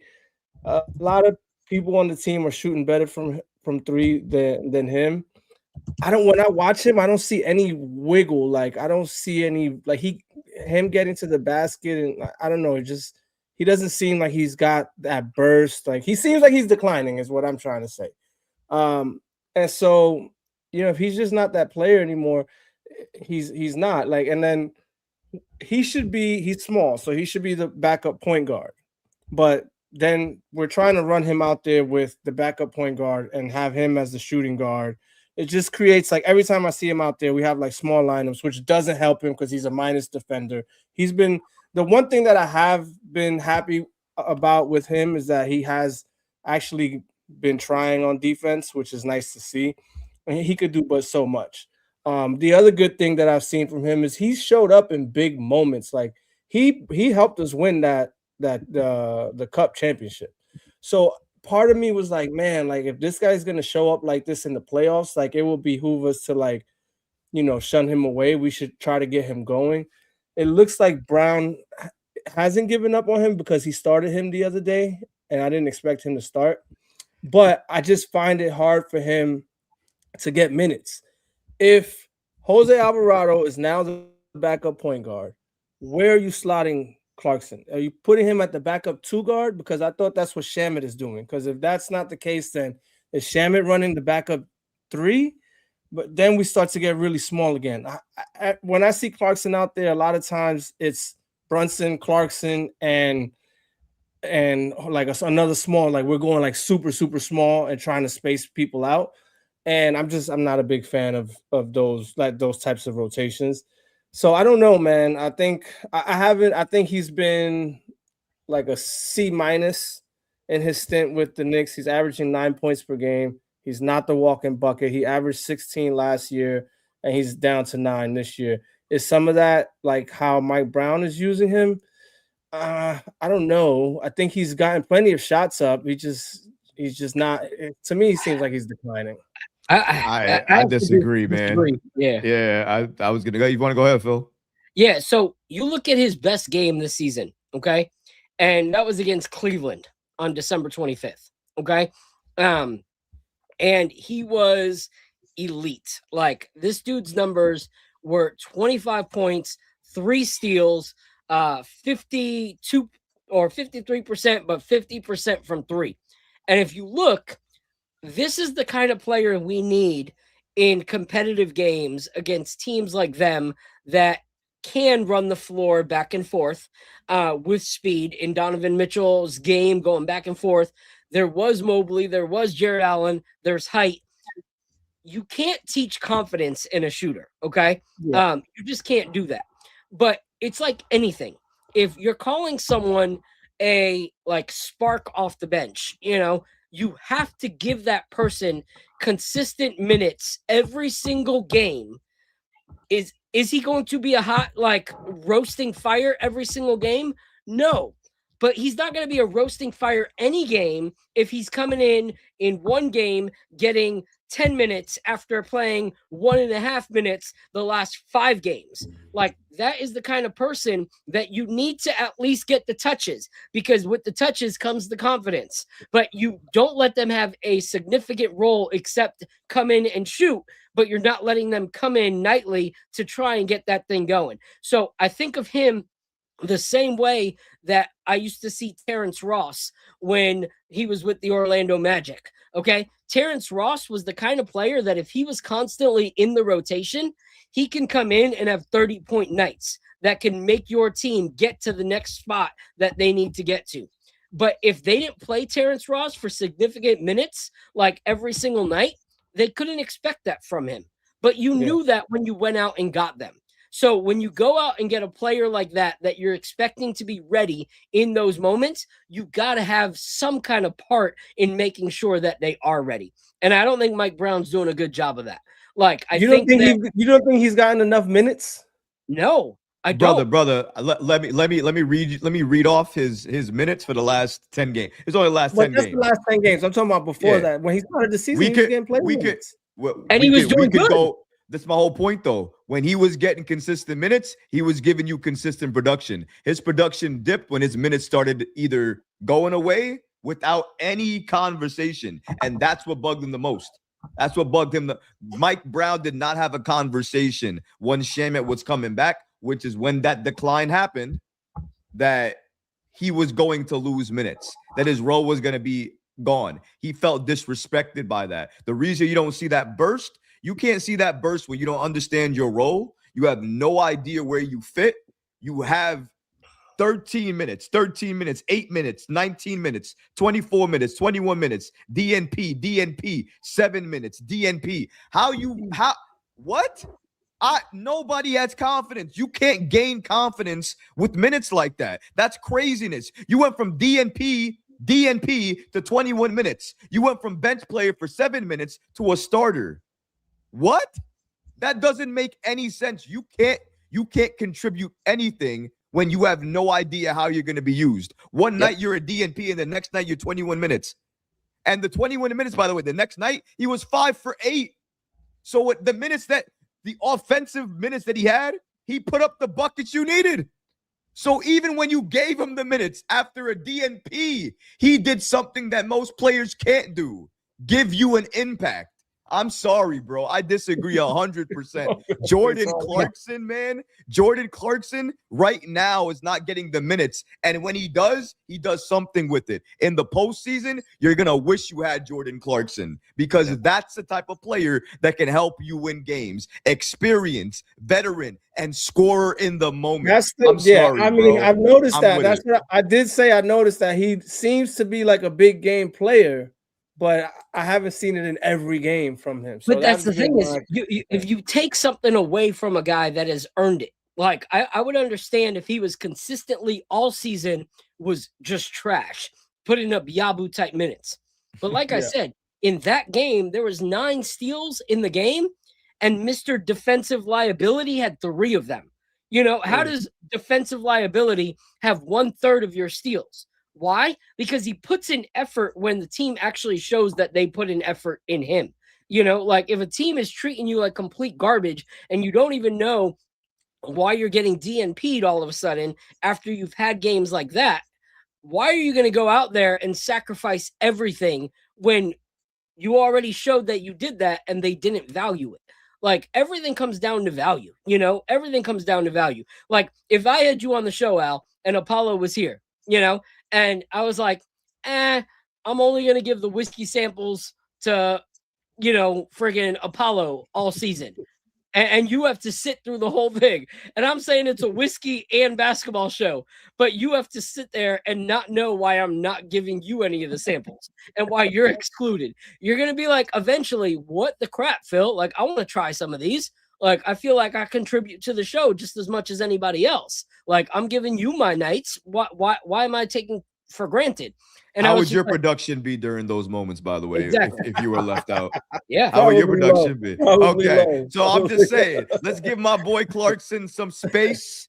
Let's give him some room, some grace here. Okay. If he's going to be on the team, use him. Because if you use him, he will abuse the other team. If you don't, he'll kill you. Either way, he's part of the roster. And please don't buy him out. Who you going to buy him out for? Ain't nobody left. You say Eric Gordon, I'm going to have to buy my own whiskey and drink half the bottle myself, okay? I don't want him. I'm good with Jordan Eric Clarkson, Gordon. okay? I'm serious, like, if Eric Gordon becomes a Knick, I think my season's over. No. Right. Our season might be over, bro. Really don't need Eric Gordon. So that's what I'm trying to say, bro. If we go with the roster, then let's use the roster the way we need it. Jordan Clarkson has a role. He fills the role exactly how we need it. The only reason he's not is because the consistency is not there. I'm not saying it's all on Coach Brown, but in my opinion, and I always try to be unbiased when I call it like this. I think it's 75-25 because the drop-off happened when no conversation and his role changed. I'm sorry, bro. If I'm working a job and I'm the leader, and then I go in the next day and I somehow mistakenly am off the job that I started, I would be hella pissed and my entire production would fail. I can see it from Clarkson's point of view. He does not deserve the treatment that he's getting from the fans and the coaching staff, because what's happening right now, it's a travesty to the type of bucket that he is. People are saying he's not a walking bucket anymore when this man can still score 21 minutes after a DNP, 12 points, 5 of 8 from the field. Come on, man. Go to the next topic. I'm good, man. Jordan, you got some supporters in here, all right? All right. My boy is a Clarkson fan. So we got a lot. I'm just a fan of people being used right, and he's not being used right. It would be like anybody if I saw Diwara struggling on the bench after he came in and hit 5 3-pointers in a couple of games. I would say the same thing too. Why are we not using somebody that can actively help us? He can help us win, and we're not allowing him to help us win. You got to call it out, man. And we actually did see that after the first game that Diwara put up buckets. Yeah. He didn't play the next game, and that was the biggest head scratcher in the world. I was like, I don't understand. Like, that kid just put up buckets in the few minutes he was here. He was the most efficient plus minus in the whole game, and we didn't see him the next game. So I agree with you. Sometimes, Mike Brown's got to figure that crap out. But since there's a lot of players, I'm just going to throw it to you guys, and we won't go in depth for these next few. We'll just give a grade and 1 or 2 sentences on what we think about them. Josh Hart recap. What do you think his grade is this season so far? A++++++. Amazing. Has been phenomenal as a starter. Just game changer. Nothing else to say. All right, Al. Same. A+. Shooting 40% from 3 with 9 fingers. Wasn't expecting that. He was so bad last year from 3. I was calling for his head. I was like, I can't take another season of Josh Hart not shooting the 3 or being unwilling to shoot it. And this year, bro, complete 180. And we needed that. And he's looked great. So, yeah, I love it. I think for me, it's going to be an A+ as well. When your body is breaking in every single way possible in a season, and yet you're still sacrificing your body for this team. Came back the first game after being out with a back injury, and he's jumping into the crowd to save basketballs. This shows that this guy will give everything. You talk about someone that bleeds blue and orange, he wants to bring a championship to this team. And I don't think that we are championship contenders without Josh Hart. I know a lot of people want to flame him when he has a bad game, this, that, and whatever. To those fans, I'm like, you are fair weather fans. You have to judge a player by the whole body of work, and there's no player on this roster, and I will say that boldly, not a single player on this roster that has the desire and love for basketball that I see Josh Hart have. This guy leaves everything on the court every single night, and if more guys actually contributed with that kind of effort nightly, we would be a completely different team if more guys would allow themselves to catch that kind of passion and that kind of fire for the New York Knicks. So Josh Hart, without a doubt, confident as crap, offensive rebounds, defensive rebounds, transition buckets. He is seriously, he's the guy. He is that guy on this team. And I honestly think that he will be the difference maker in the playoffs. I think the 1 year that he wasn't a shooter, the 1 year that we didn't know what to expect from him, that his best friend didn't even pass to him from the 3-point line while he was open, was the determining factor in a negative way. I feel like he's going to be the determining factor in a positive way come playoff time. So shout out to Josh Hart for that giant leap this season. He's always been a hard player, but this time he's actually doing all the things that we asked for him to do in the offseason and in this current season. Let's jump to OG Anunoby. Where are we at with OG, guys? I'll throw it to you first, recap. The injury puts it in a little bit of a problem for you, but I'm looking just at the games available that he played. I got to say an A+ for him, man. I mean, I think he's taken it to another level in terms of his offense. He's been more aggressive. Defense has still been there, still locked down. I think I forget what the rating is when he's on the floor versus off, but it's a ridiculous, crazy difference when OG's on versus off the floor for New York. I'm talking about single-handedly changes things, but more importantly this season, it's his offense that's been so impressive. That aggressiveness, you can't stop that. The shooting is one thing, but when the shot's not falling, to be able to go inside, drive inside, not care, and still try to make the basket, make other plays for other people with his playmaking, which nobody talks about, and then getting to the line. Love what the OG brought this season. A+ for me. All right. What about you, Al? Same, A+. This guy's guarding 1 through 5, guys. He's guarding centers. Like, this guy's impact on the team, on winning, not on the team, on winning. His impact on winning is insane. Like, when he doesn't play, we struggle mightily. Same thing with actually Josh Hart. When he doesn't play, we struggle a lot. Like, Josh is a really big part of what we're doing here. And OG can't teach 6'8". He's shooting 38% from 3, 16 points a game. He's just been everything. He had a little case for an all-star appearance there, but he should definitely be in the top for defensive player of the year and all NBA defensive team if he plays enough games. That's the thing with him, bro. I just want him to be healthy going into the playoffs. Like, just keep him healthy. If you got to keep him out right now, keep him out, but he needs to be healthy for the playoffs. Yeah. So I'm gonna go a little bit different, and I say this with kindness because OG Anunoby is one of my favorite players in the league, and I agree that when he plays, we are a different team. We are, 0.622 win percentage when he plays. We are that much better when he plays.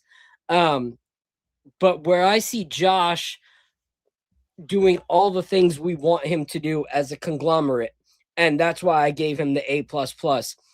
I've seen way too many games where we have seen a substitution for offense for defense for OG.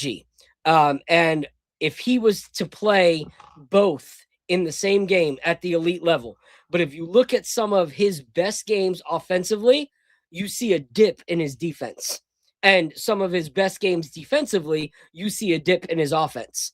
And I don't know why that's the case, but it does get a little bit frustrating because as both of those collide in certain games, and it's the greatest thing you ever watch, is when he's clicking both offensively and defensively. Like, he's not bad on the games where he's elite defensively, but he's not taking the same kind of drive offensively that we've been praising him about, like taking it to the basket, having the assertiveness, creating for himself. Like, in the games where he's been so elite defensively, I've seen a toggle, like, which one of those two are we getting?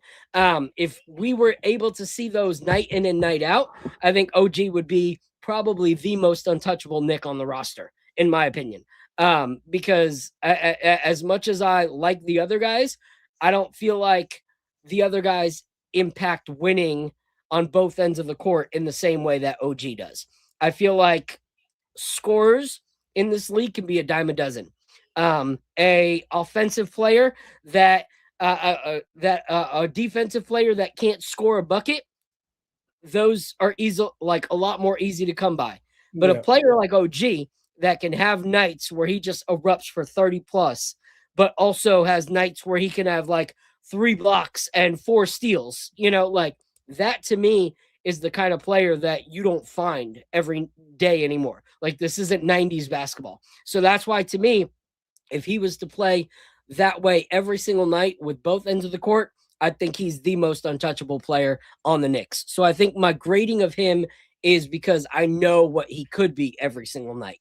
And that's what I want. That's too harsh. You're being way too harsh on OG, in my opinion. way too harsh.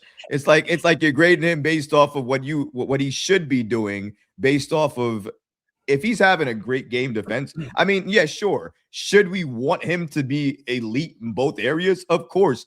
That's very, very difficult, especially if you're giving all of your power on offense and then you're trying to do something on defense, and we don't know who the other player is on defense. He might be doing everything he can on defense on that end as well, too. So there are a lot of variables to that, which you have to look at. That's why you have to look at the consistent body of work. What does he do on average when he's in these situations? And that's how I particularly try to grade people. I understand where you're coming from. His potential shows you that, and we've seen games where he's been crazy on both ends. We've seen games like that. But just because we've seen him go bananas doesn't mean that that's the average. That's him going to a level at times that maybe he doesn't even know he can go to. It's just in the moment he can get there. But the average player that OG Anunoby has been this year has been above and beyond the average that he set last year. And that, for me, if you're able to go beyond an average that everybody thought you had, and you set a new average for yourself, I don't know how you can't be an A at that point, because you set a whole new standard for yourself. He did that this season. Yeah. I guess for me, it's tough love. To me, it's tough love. You know, I'm going to hold. Definitely tough love.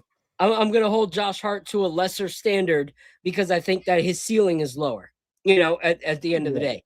Like, I like Josh Hart a lot, but I think his ceiling is a lot lower than OG's ceiling offensively and defensively. So that's where I grade it. You know, I'm a harsh teacher. You know, it is what it is. I see that, man. You Damn. know? Shout out to OG, bro. OG is a game wrecker. He's a complete game wrecker. Woo. All right, man. Mikal Bridges, where we at? Al, you go first. What's your grade? Oh, no, not Mikal. I'm not a big Mikal fan. I'm going to go ahead and give him I'm going to be nice and give him a C-. He's just too inconsistent for me. He's one of those players. Like I'm born and bred 90s baby, like tough Knicks, tough basketball. Mikal is too soft for me, doesn't attack the rim enough, doesn't shoot the three well enough. I would be okay if we packed him up in the offseason trade. I'm okay. He can be good. He can be like really good in the playoffs, but in the regular season, he's doing this Iron Man thing, and it just makes him play super soft, and it gets on my nerves. I just wish his Iron Man streak would get snapped so that he could stop playing so soft. That's what I want from Mikal Bridges. Wait, recap. You were closing your ears. Are you a Mikal Bridges fan? I'm a huge Mikal Bridges fan. I wanted him here. I advocated for Mikal before Mikal even was a thing for anybody.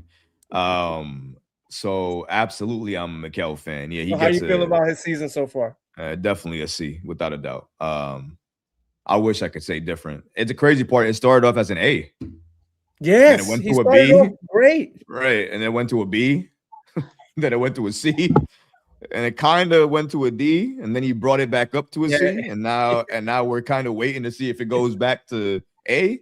But that's kind of what it is. It's so up and down, man. And the problem is when he's up, he's so good. Yeah, he's and then when he's down, he's ghost in the fourth quarter. I can't find him. Nobody can find him. Gone. Scores 14 points in the first quarter, 15 points in the second quarter, gone in the second half. Where you go? What happened? Where's the points at? I don't know, man. It's the hardest grade for me because he actually should be an A. I think he's averaging a career high in assists. He should be an A, but he's not. He's not, and he can't be until the consistency changes. The aggression for me has always been there. He's been doing it since the beginning of the season, and then he stopped, and then he went back to it again. Then he stopped. Yeah. And then he went back to it again, and now we don't know if he's gonna stay at that again. Be consistent, bro. If you're gonna do it, just do it, and do it for the entire time. Because when you're aggressive and you're consistent and you're Mikal, man, you're so good. And the Knicks are better because of it. Yeah, I don't know, man. It's the hardest grade on the team for me, man. Really is. You know what's frustrating for me with Mikal is I feel like out of anybody on the team, the most guaranteed bucket that we could get in a game is a Mikal mid-range. It's mid-range, Back to the basket, fade away or even jump towards. I feel like that is the most guaranteed shot that can go down for the New York Knicks. And in games where we can't buy a bucket, in games where it's 3 after 3 of missed shot out of missed shot, we should see him with back to the basket demanding the ball to destroy that giant lead that continues to grow. But where's Mikal in those moments? Chilling by a 3-point line, as far away from the paint as possible, which is the best place that he could be. It's insane because he's got a DeMar DeRozan guaranteed kind of offensive package in the paint. Yet DeMar DeRozan, who is smaller than him, is willing to do everything to get that mid-range shot off. And Mikal does everything he can to stay away from his most reliant spot on the team. And so for me, that's frustrating because in those moments where we need buckets, that's where he should be. He's got one of the highest ceilings, like on paper, for the New York Knicks, and has delivered the least from the New York Knicks throughout the whole season. So same for me. It's a C- because once again, I'm going to grade you based off of what you should be doing and what you could be doing and what you're intentionally making a choice not to do. And so those games where he gets 30 and everyone wants to praise him, no, that to me is like, I don't care about your 30-point game. Give me 18 to 22 a night of you actually being reliable. That's what I want from you. Like, give me something reliable, something we can trust in, not a 2-point game here and then a 30-point game here and then back to a 4-point game the next night.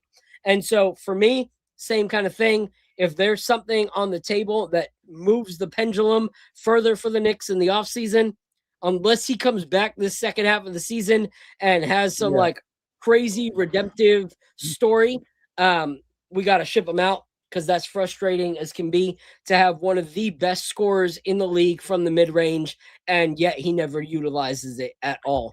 And one thing I will say, though, I'm kind of frustrated. If you look at the game where he was elite and he had that giant game a few weeks ago, like a week and a half ago or whatever, all of it happened through ball movement and his teammates looking for him cutting. I hate to say it. Josh Hart specifically. Josh Hart and Mo Diwara were, and Tyler Kolek. Those are the three that found Mikal for every single shot, except that really cool behind the back pass by Karl Anthony Towns. Ridiculous. But when he's out there with Jalen Brunson, his best friend that knows his skill set's the best, there's no cutting action. There's no looking for him in the cut. And we got to talk about that too when we go to that next player. But yes, that's frustrating. So let's move on to the next guy. And we're going to talk about who's next. Karl Anthony Towns. All right. The anomaly that is Karl Anthony Towns. It's crazy to me that he shot more and made more threes at the All-Star game than he has in like 5 weeks as a New York Knick. So let's go recap. Give me what you got on Karl Anthony Towns with his grade. Maybe a D. Karl Anthony Towns is averaging career lows across the board with everything. Not rebounds. Oh yeah, rebounding, he's leading the league. My apologies. Everything else, excuse me. Besides rebounding, he's been great. Defensive rebounding, offensive rebounding as well too recently. Either way though, the rebounding alone is not going to get Karl Anthony Towns. We didn't get Karl Anthony Towns to be a double-double 18 and 5 and 10 machine. It's supposed to be 25 and 10 or 25 and 12. Like if you got me 12 rebounds but scored 30, like perfect. I'm not supposed to hope you get 18 and 10. That doesn't make any sense to me. Karl Anthony Towns has been a disappointment, even more than Mikal Bridges has, because that's your second option. Paying $53 million that's going to jump up to 60-something, next 60 million. Oh, Lord, man. You're talking about paying this man $60 million to score 10 points at times. That can't happen. New York will not win a championship. I'll repeat this again. New York will not win a championship with Karl Anthony Towns looking this way. The only way to fix this, and I'm going to say it, I think I said it on Still Knick Fans, when it comes to Karl Anthony Towns, the only way to play with him is to get him going first.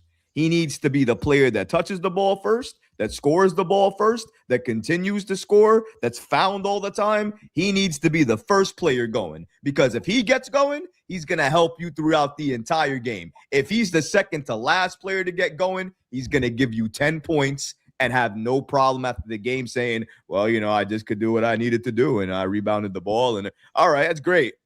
We lost. It don't help. We need more from Towns, and I'm tired of people giving Towns this umbrella and protecting him from all of this criticism. If Jalen's going to catch it, if Hart's going to catch it, if OG's going to catch it, if Mikel's going to catch it, why can't Cat catch it? Is he allergic? He deserves it. He absolutely deserves it. When you play the way he's been playing, not like an all-star, sorry to say it, I'm glad he was in the all-star game, but he was not playing like an all-star this season. Career lows and everything is an all-star season?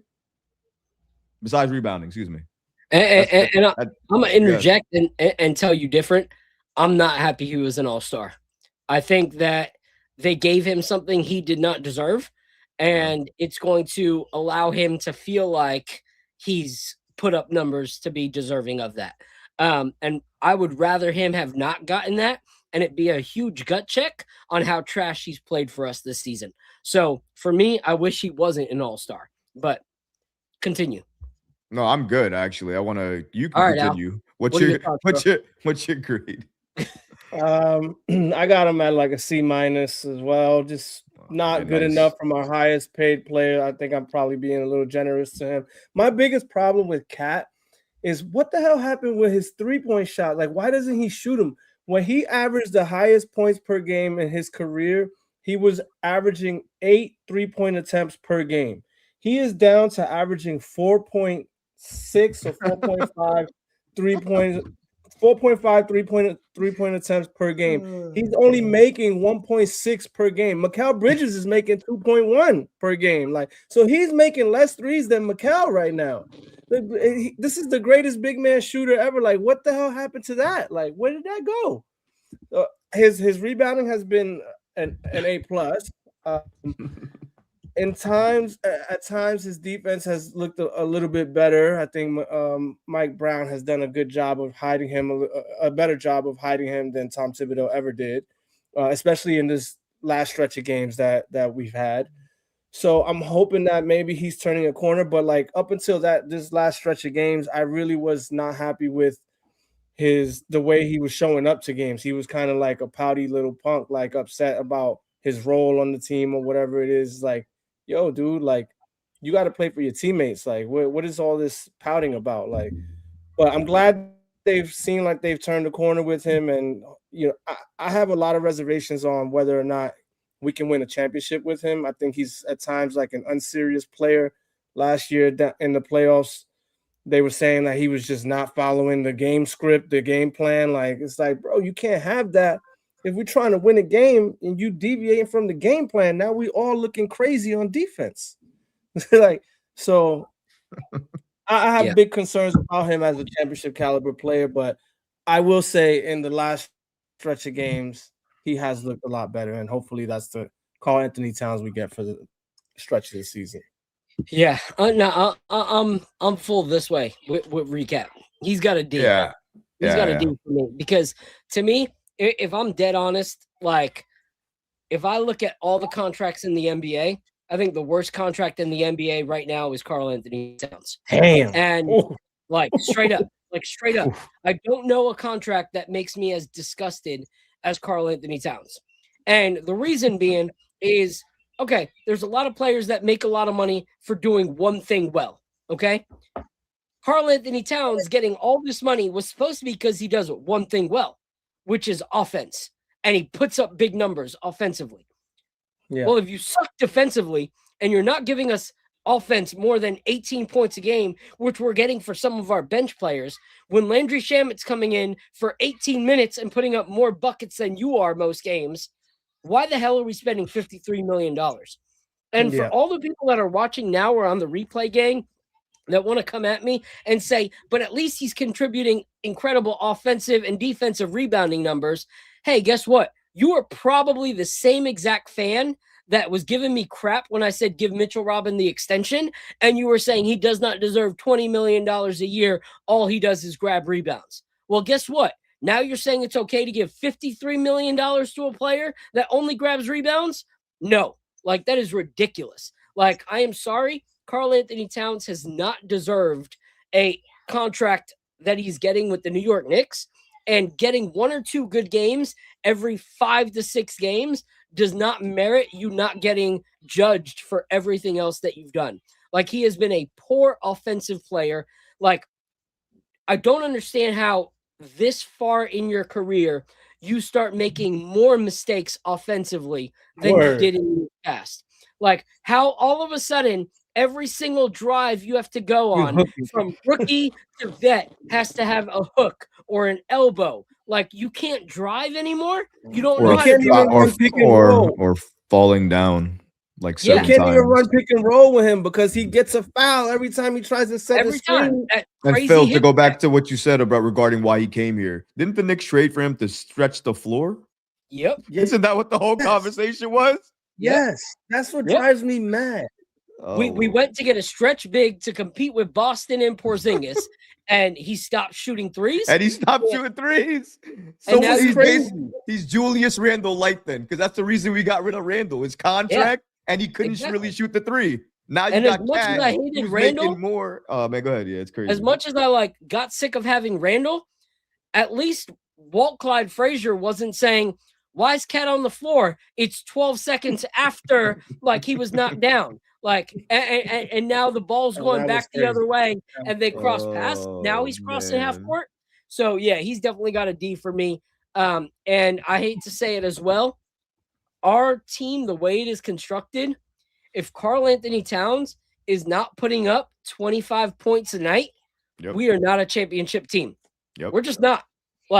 We put way too much into his contract to partner him with Jalen Brunson and put 2 defensive liabilities as our 1 and 2, that if he does not contribute, and he's on the bench a lot of the times because of his fouls, so he can't even contribute that way. So if he is not on there putting up points, we don't stand a chance, in my opinion.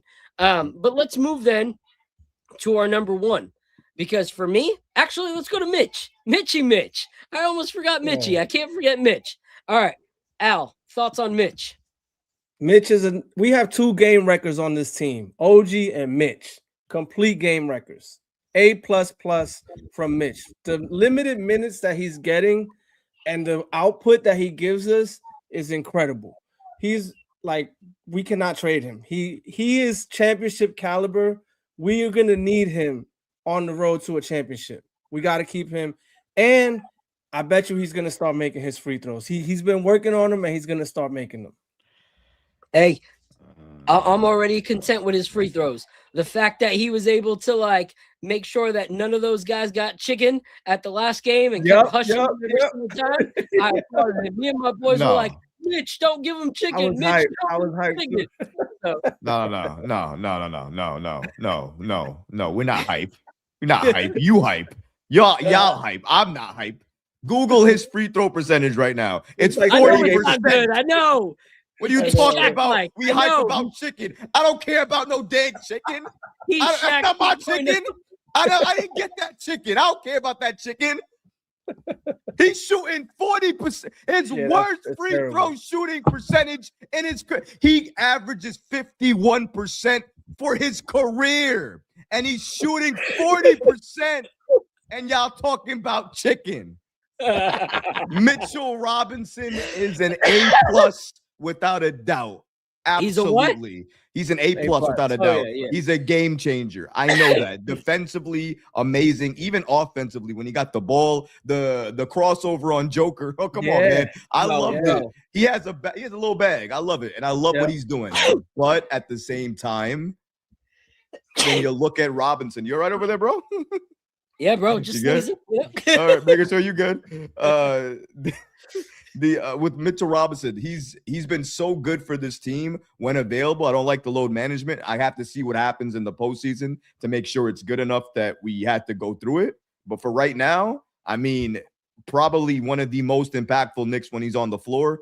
Hackimich is the only thing holding this man back. Yeah. And I don't care what he does for chicken. 40% does not feed the people, does not feed New York. All it does is make us cry every time. Yeah.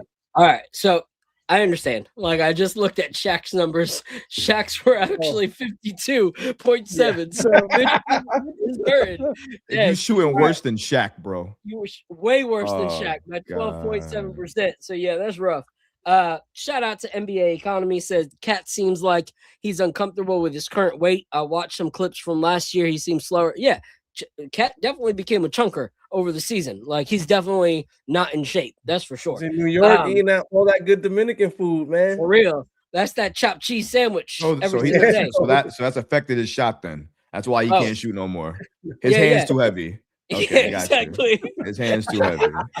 His hands like a New York bagel, bro. He can't get the ball off. Gotcha. So he needs to lose some weight, and then he'll be able to shoot better. There you go.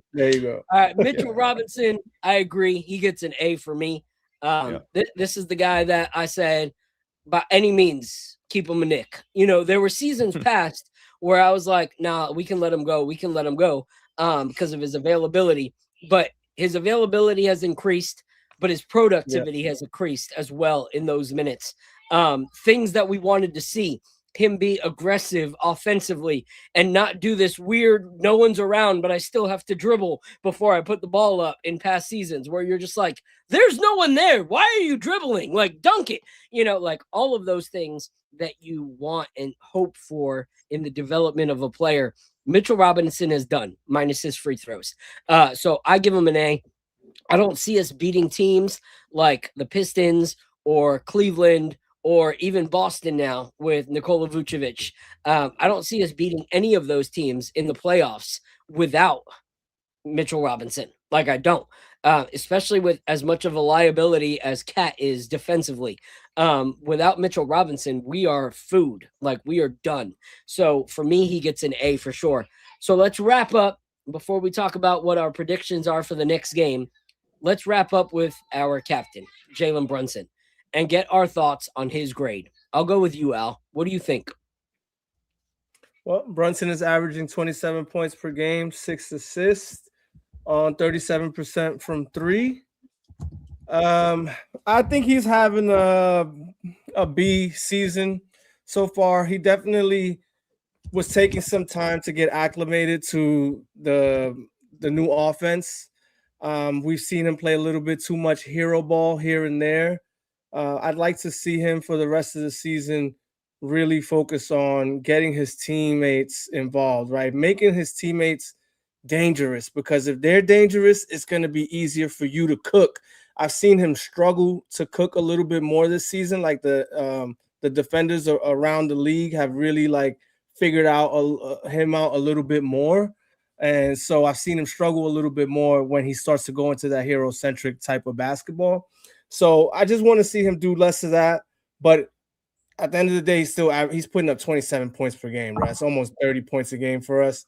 So you can't really give him much lower than that. Like, he's still balling out of control for us. So just want to see him distribute a little bit more. And I think that's what the coach wants him to do too. And I think that's what's going to make us more dangerous and take us to the promised land if he could start just increase those assists by 1 or 2 more per game.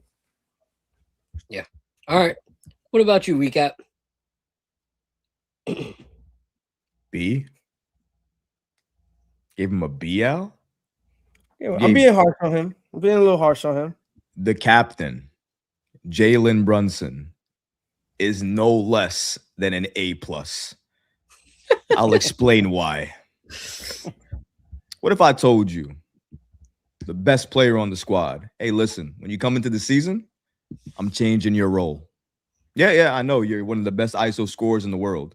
I'm changing it. I want you off ball. And I want to see if you can do what you did last year. That's tough. Okay. Not only am I going to do that, I'm going to do it efficiently. I'm going to do it while helping my team be one of the best teams in the Eastern Conference. And I'm going to do it while sacrificing, and my numbers are not even going to show it because I'm still going to be one of the best. He's sacrificing and is one of the best. Those couple assists you want, check the couple assists that he passes out that people Don't watch Miss. where those players miss those shots because Jalen Brunson passes that ball way too much. Now, does he get crazy with the ISO sometimes? Absolutely. I know why he does. Because when I pass it to 7 people and 7 people miss, I'm gonna go crazy with the ISO too. Because I need to score. I need to keep my team in the game. Sometimes it hurts. Sometimes it saves you. Sometimes it wins you the game. And sometimes it destroys your entire team. We've seen every single shade of it this season. And sometimes we've criticized it. Sometimes we praised it. But every single time there's been a Jalen Brunson involved in something that we're doing that's leading to winning. Has he been perfect? Absolutely not. But in terms of what he was expected to do with the role change and everything he's led the Knicks to do, all-star once again this year, and absolutely well-deserved all-star, mind you. He has killed it for New York. He is a threat. Talk about the defense. The defense hasn't been able to read him. The defense has made it tougher on him. That's why he has to give up the ball. He doesn't, but last year he was seeing 2, sometimes 1. He was still seeing 1. Now he's constantly seeing 2. Yeah. He can beat 2, but then he sees 3, especially if he goes into the paint. If he's not swarmed when he's in the paint, I'd be surprised. And he's still passing out of the swarm, getting to people open in the corner, and it's not his fault if they miss. It's not. You got a wide open look. I've seen Shamit miss the ball 7 times. He's wide open. Hart, the same thing. Mikal, the same thing. Karl Anthony Towns, the same thing. We get open looks. It's not like we don't. We generate some of the most open threes in the league. We just can't hit the threes for whatever the reason may be. We can blame that on Jalen Brunson all we want to. I'm not going to blame somebody who got me all the way to the dance, and then when it's my turn to dance, I mess up the whole move. Is that Jalen Brunson's fault or is that my fault? That's my fault. I'm not going to blame my captain for missing my moment. I'm going to try to get that moment back again if I'm so gracious to get another opportunity. We got to stop with this Jalen Brunson nonsense. We would not be the team we are today without this man. We're not where we are today in the East without this man. Take Jalen Brunson out. This season is a failure in every single way. You think Karl Anthony Towns holding it down? Hell no. Okay. See, let's put some respect on JB, all right? A+. Thank you. All right. I'm going to disagree. Because I agree with the things you say about Jalen Brunson, but I also believe both things can be true.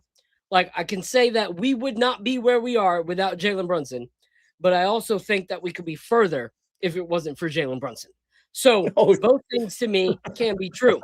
I think Jalen Brunson, and recap before you pop a tit, let me let you know. I'm letting you go. My favorite player on this team is Jalen Brunson. Bro, it don't sound like it. It doesn't have to sound like it because I'm going to talk about it as a Knicks fan, not as a Jalen Brunson fan. That's the difference. There's too many people that are a fan of a player and not a fan of the team. So I'm going to be a fan of the team and call it as a content creator that loves my team. A stat that is very important to me is that the Knicks are 19-3 as of February 11th when Jalen Brunson has taken 20 or fewer field goal attempts. 19-3, okay? We are 14-13 when Jalen Brunson has taken 20 or more field goals. 14-13 when Jalen Brunson has taken more than 20 field goals. Yet we are 19-3 when he takes fewer than 20 field goals. That's important numbers. That is important numbers.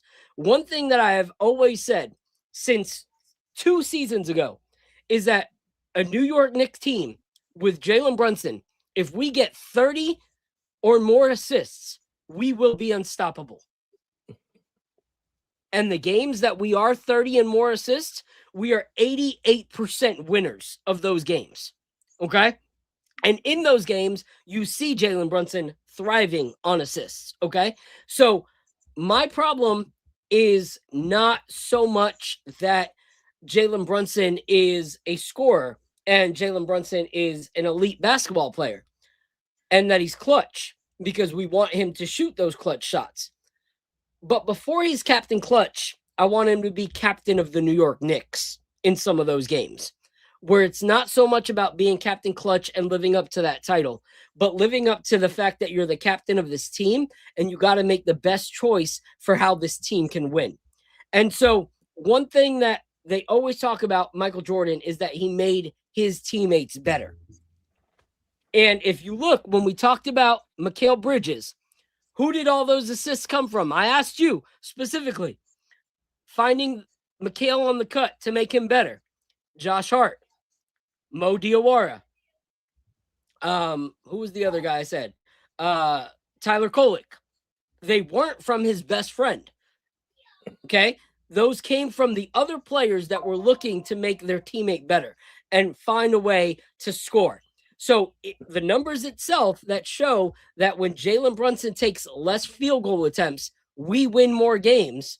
I'm looking and saying, okay, if this is true and this is what helps us win games, then I'm going to do that because I can still be an all-star. And so you look at some of Jalen Brunson's most incredible games this season. In my opinion, they've been where he's been more off ball than anything.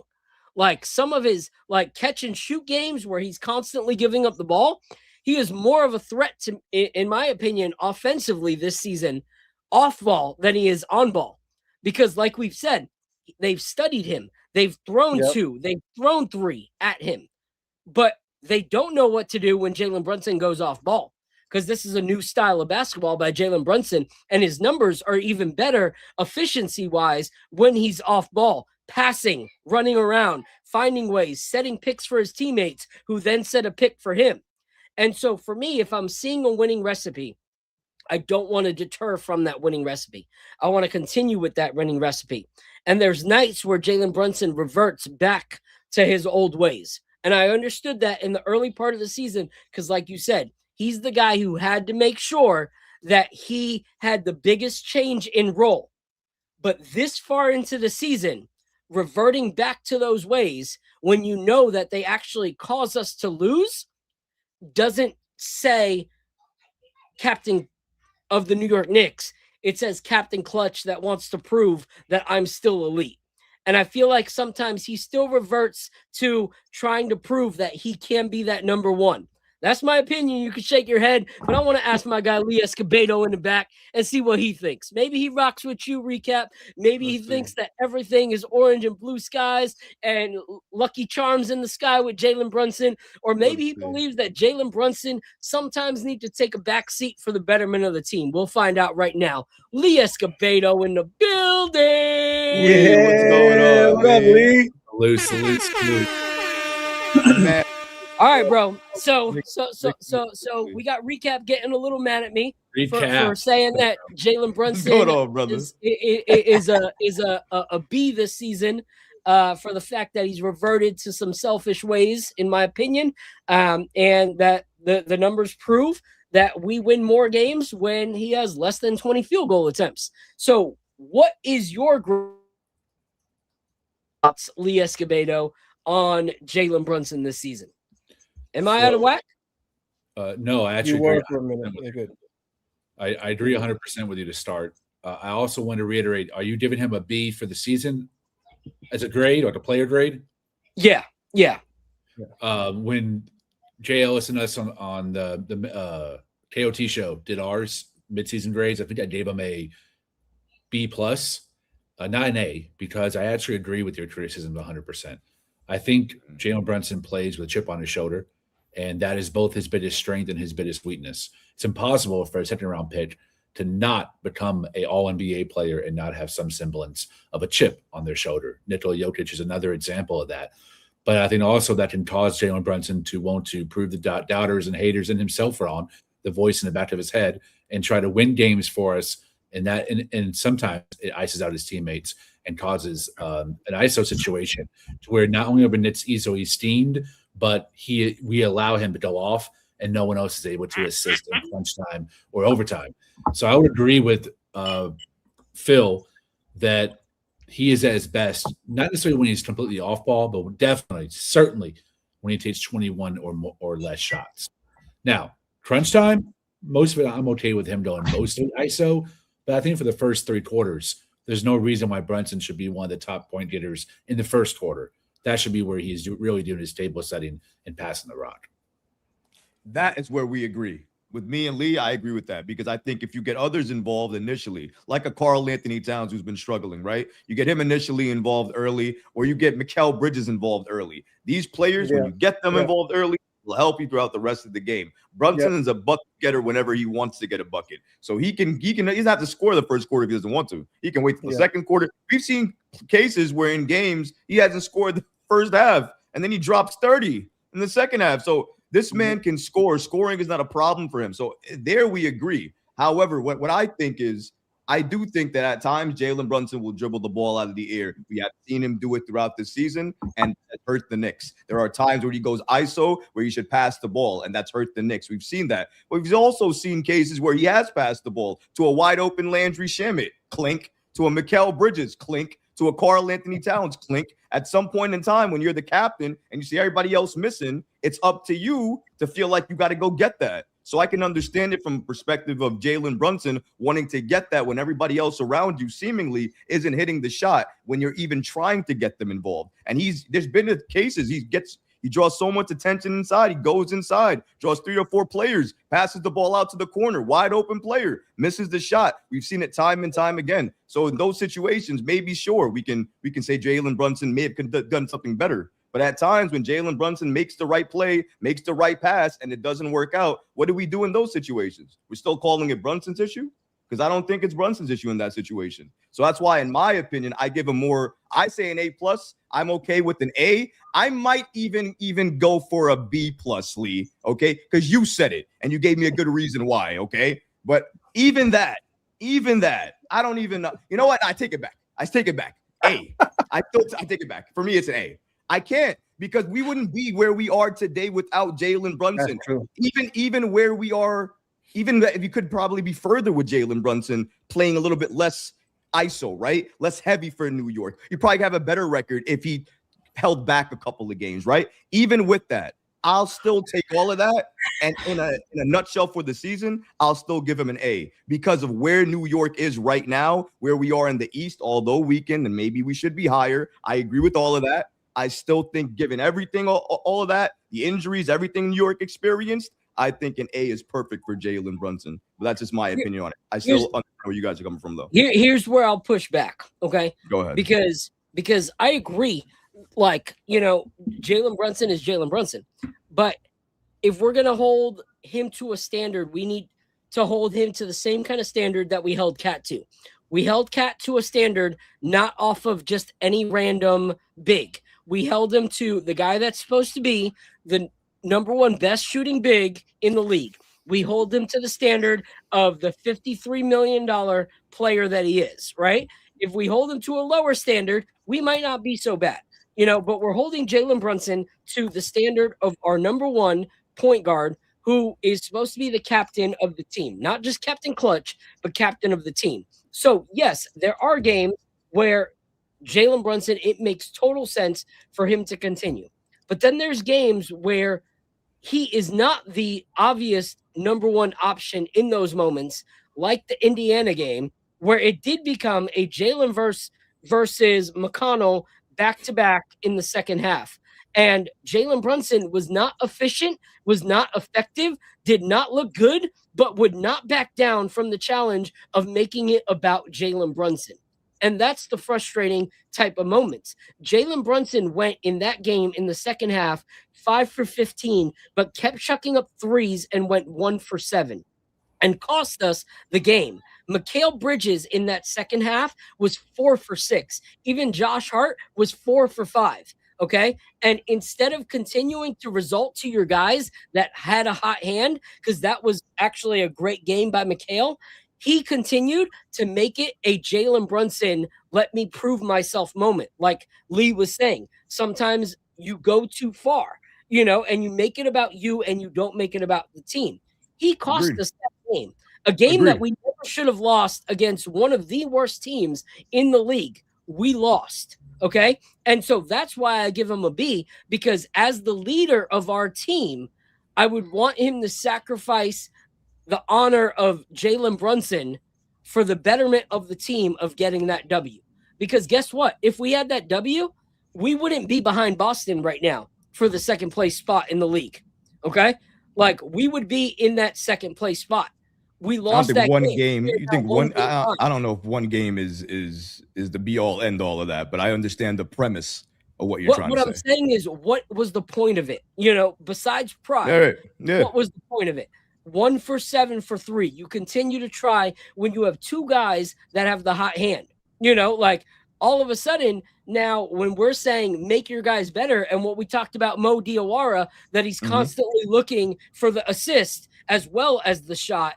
If we can say that about our rookie and how that's a highlight, why should we not see that as a low light in our all-star? You know, like, the thing that we can praise about a rookie, we should also look for in our all-star.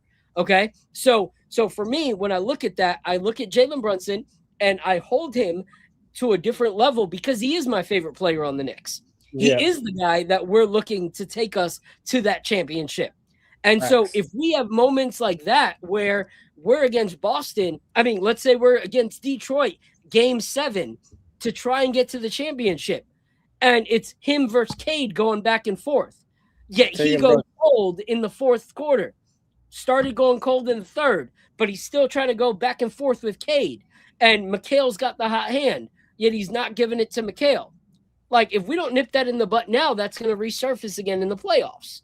And so that's where I get my grading, is not, okay, I'm going to have gloves off because this is my favorite player, but because it's my favorite player, I hold them to a higher standard because they are more important to our team than everybody else on the roster.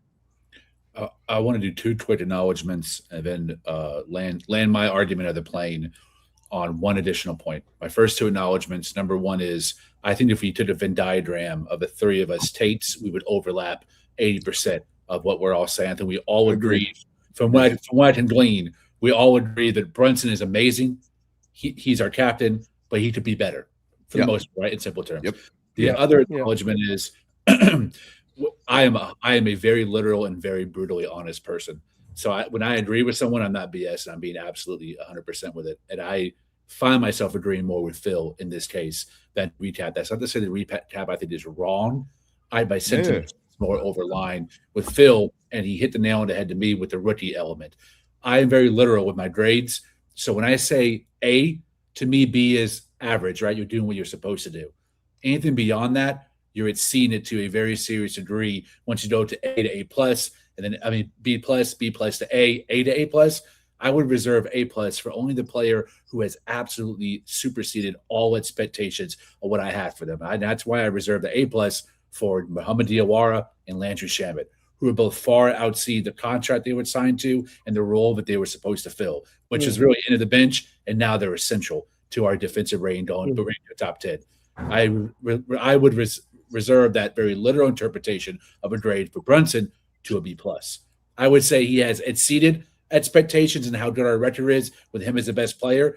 I would put the majority of that responsibility on him, but also he's also our worst defender in the rotation. That has to bring it down from an A to a B. It's hard for me to give the grade of an A to someone who is the absolute worst defender, because Jordan Clarkson's not in the rotation anymore, who is then a part. I'm talking about the healthy rotation. He's not in the rotation. And then there have been some games I think we lost because Brunson went ISO mode. And there's also games we won because he went ISO mode. So all encompassing, I would land on a B plus. Yeah. Appreciate that. Both of you guys. I like how you brought it all together so that we all were on the same page before he gave his take, which is like the best way to do it, because he's like, listen, we all agree. This is where I'm at. Period. And that was it. That was a good handoff, Lee. I appreciate you, brother. Yeah, we're kind of splitting hairs, but I think splitting hairs is important because we're all very knowledgeable, very engaged fans that give a huge, crap about this team. So I think these are the type of conversations people come to us for instead of general Tates. But I want people to understand we all believe in Brunson, and Brunson will be the finals MVP. Yes. Facts. Yes. And like I said, heard that, Phil? Heard that? Finals I'm MVP. okay with that. I prefaced it with the get-go. I prefaced it from the get-go that he is my favorite player. I will say this. The reason I try to be completely open and transparent, more so with my favorite player than the player that I don't really care about, is because I believe in that player. If it's a player I don't really care about, I'm like, whatever, their grade is what it is. But in the same way that me and my wife, That's my 1 and 2. Like her and I, we try to bring the best out of each other, so we call out what we see. You know, like I cannot be better if my wife allows me to fall short and never calls me out on my crap, but she does, and that pushes me to be better. So in the same way, if Jalen Brunson's my favorite player and I want to see him go down as one of the greatest Knicks that have ever put on the jersey, I don't want there to be an asterisk. Like, I don't want there to be a, you know, so many people liked him, but so many people didn't because of this. You know, like I want it to be that Jalen Brunson is everything we hoped for and more.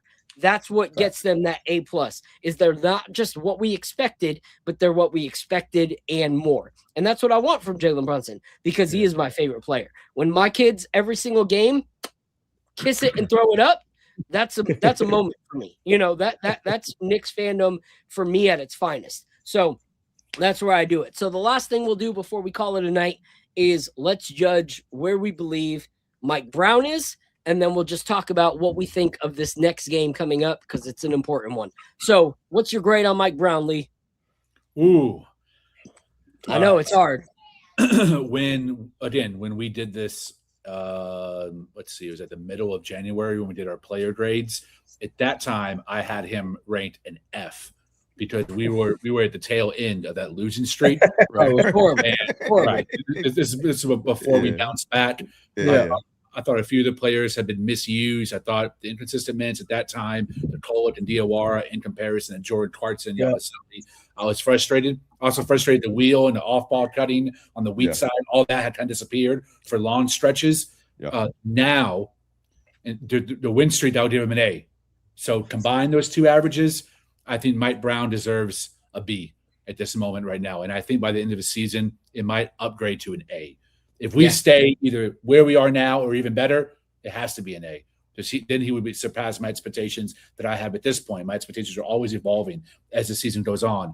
But I have absolutely loved the way he's used Landry Shamet, Mitchell Robinson, Deuce McBride, OG Anunoby, mostly Mikal Bridges, mostly Jalen Brunson. And I've absolutely been impressed by the way Karl-Anthony Towns and him have augmented his game to be focused on defense and rebounding and screen setting, and really dominating in that pinch post, low post area, opposed to everything, all actions starting from the perimeter. So all those modifications, the ice screens, pushing things out to the baseline, opposed to the middle, I have to give all those modifications at this point. Overall, a solid B. I think he's done a pretty good job given the circumstances and the unbelievable expectations. Maybe the biggest expectations for a coach since Ty Lue, maybe in Cleveland. It's been a very long time. There's been someone to this degree of scrutiny and heat on a chair as soon as you get the job. So kudos to him. Yeah. All right, Al, what are your thoughts? I also give him a B. He was not trending that way as we went into that losing streak, but now I've seen a lot of very positive things, specifically the defense. The defense has been top notch. It's been championship caliber defense. And I think that is what's going to be most important for us as we go into the playoffs, is like, what kind of defense are we going to be playing? Are we playing that level defense? Because if we are going into the playoffs with that level defense, then I think we can win a championship. That's always been my concern. It's always been Brunson and Cat are such 2- defenders that how do we get around that defensively? And I think Mike Brown has done a really good job of keeping them out of action and kind of hiding them. And you've seen that in the numbers that have come through on the defensive end during this last stretch of games. So I'm really liking what I'm seeing there. I hope that can continue. I'm also really liking how he's been developing the guys. I think we brought him here specifically for that, right? Because Tom Thibodeau wasn't doing that. So obviously Mohamed Diwara is amazing so far, like what he's done with him, and also Kolek has shown a lot of growth too. So I like what he's done with the young guys. And the only thing I won't give him credit on, which Lee did, was the Cat situation. I need him to get more out of Cat. Like he needs to make him. I thought he was going to make him into a hub, and he was going to have like a more pivotal role in the offense, and he kind of disappears too much. I want him to shoot more threes and be a little bit more dangerous. I do like during this stretch of games that he's been driving less to the basket and falling down, so he's kind of reeled that in. But I do want him to shoot more threes. So I those are the things that kind of get him to a B for me. Okay. What about you, Recap? Yeah, it's funny. I think I give the coaching staff a B plus, and I give Mike Brown himself a C. I think Peter Patton, Brendan O'Connor, these names that we barely hear about at times. Darren Erman, who I believe Steph Bondi reported that he was one of the main proponents to the Knicks making the defensive change to push the ball more to the side. In terms of their defense, making it easier on players to kind of defend and help and communicate and all that whatnot. There's a lot of different factors that went into it, obviously, but it started with that. And I think the coaching staff deserves a lot of the credit in terms of helping to make those changes. But obviously, it is up to Mike Brown at the end of the day to implement. So he does deserve some of that credit. The reason I say is a C is because I can't forget the losing streak. The winning streak helps. Obviously, it does, but it doesn't take away the losing streak. It still happened. It still exists. So you have to, if I combine that, for me, it's going to be a C. If he still has a way to make it up, and I think he can still get better, we're going to be able to see that. More for me with Mike Brown, what I want to see less of is experimentation. I think he did a lot of that, beforehand, although he was kind of forced to with injuries and whatnot. But I think even when healthy, we kind of saw a little too much experimentation with the roster. I want to see a set that we know we're going to have. And if he's going to do it based off of advantages or matchups or whatnot, that should be more consistent. He hasn't really done that for the entire season. He's played a consistent 8 he has, right? The 5 starters, and you had Mitchell Robinson, Landry Shamet, and Deuce McBride off the bench. Obviously, that's going to change now with Jose Alvarado. And I don't know how Jeremy Sohan's going to fit into this, if he's going to go to a 9-man or a 10-man. We're going to have to wait and see how all of this factors into it, which is also going to factor into the late season grade that he's going to get. But for right now, given where the Knicks are, and you have to base it off of where they were last season. I mean, if it was a huge jump from where we were last season to this season, maybe it would be more of a higher grade. But if we're judging based on where we were last year, and I know the teams are different, so maybe there's a little bit of, things there we could take away. I'm just saying, based on what I've seen from this team, where we were last year, what we're doing this year, things that Mike Brown has done, things that have failed that he still went to, things that he didn't try, lineups that we could have used late in the game that he refused to go to, timeouts or challenges that failed that he never should have challenged in the first place, or wasting them at times. These are things that I can't forget. I'm not saying all coaches don't make these mistakes. They do. When I'm talking about my own coach and I'm looking at him to be a change and a difference, he has made the changes that I wanted to see, which is why it's not a D or an F. The bench usage has been the best thing for me throughout this entire season, seeing the young players get actual opportunity. We talked about Diwara, his rookie season, and he's having an impact for a contender. I don't know if I would be able to say that under Tom Thibodeau. So we can see some of the differences here under Mike Brown that we might have not seen before. He gets a C for me, with improvement added, that he could be better and he could land on a higher grade. But you can't forget the losing streak. You can't forget certain moments, certain lineups, certain changes he did not make that actually cost us the game. We can talk about certain players, but at the same time, it goes back to coaching. And if you don't make the right calls, the right changes, call timeouts at the right time, you're going to lose at certain times. There are games against teams that shouldn't be good that we are getting blown out by or destroyed by. And the last thing, I'll end it like this: I can't give a coach, any coach in the league, anyone, a grade of a B or an A when our 3-point defense is one of the worst in the league and we leave people open from 3 for days. Even during this win streak or great defensive stretch that we've had, it still has a lot of work to be done, and that still goes back to Mike Brown, at least for me. Yeah. All right. Yeah. So besides your last point, it's actually kind of crazy to me, because as you were talking, I was getting all the reasons why he should get a B. Or better. I felt like you were giving a case for why he should get a B. So if I go through it first, we talked about how we would not see the blossoming of Mo Diwara if it wasn't for the fact that he was a coach. If it was still the Tom Thibodeau era, that one of the most promising Knicks in a jersey that we have seen in years as a rookie, we would not have seen. And the fact that he saw the potential and continued to find a way. You look at even the early conversations of him. He kept on saying, it's one of those things that you see this kid and you have to try and find a way to get him minutes because the potential is there. So Mike Brown saw the potential from the get-go and found ways to get this kid minutes. So for me, that's a plus already, because Diwara, to me, if he continues to develop and get these minutes, he's going to be an integral part of this New York Knicks team for years to come. So I'm like, all right, point for Mike Brown right there. Second, you talk about the fact that it's the coaching staff that is more so to be honored and whatever. Well, if you look at Tom Thibodeau, before Johnny Bryant had that one season where he would let Giant Bryant talk to him for incremental minutes, before he didn't let any of his assistant coaches really have any spot on the team except that they sat there. None of them were able to talk to him. None of them were speaking in his ear. He wasn't listening to them. There's been multiple times that Mike Brown has looked at this team that he's assembled and said, these are their strong suits. And listening to them and allowing them to do what they do great is going to make this team better. That shows leadership to me.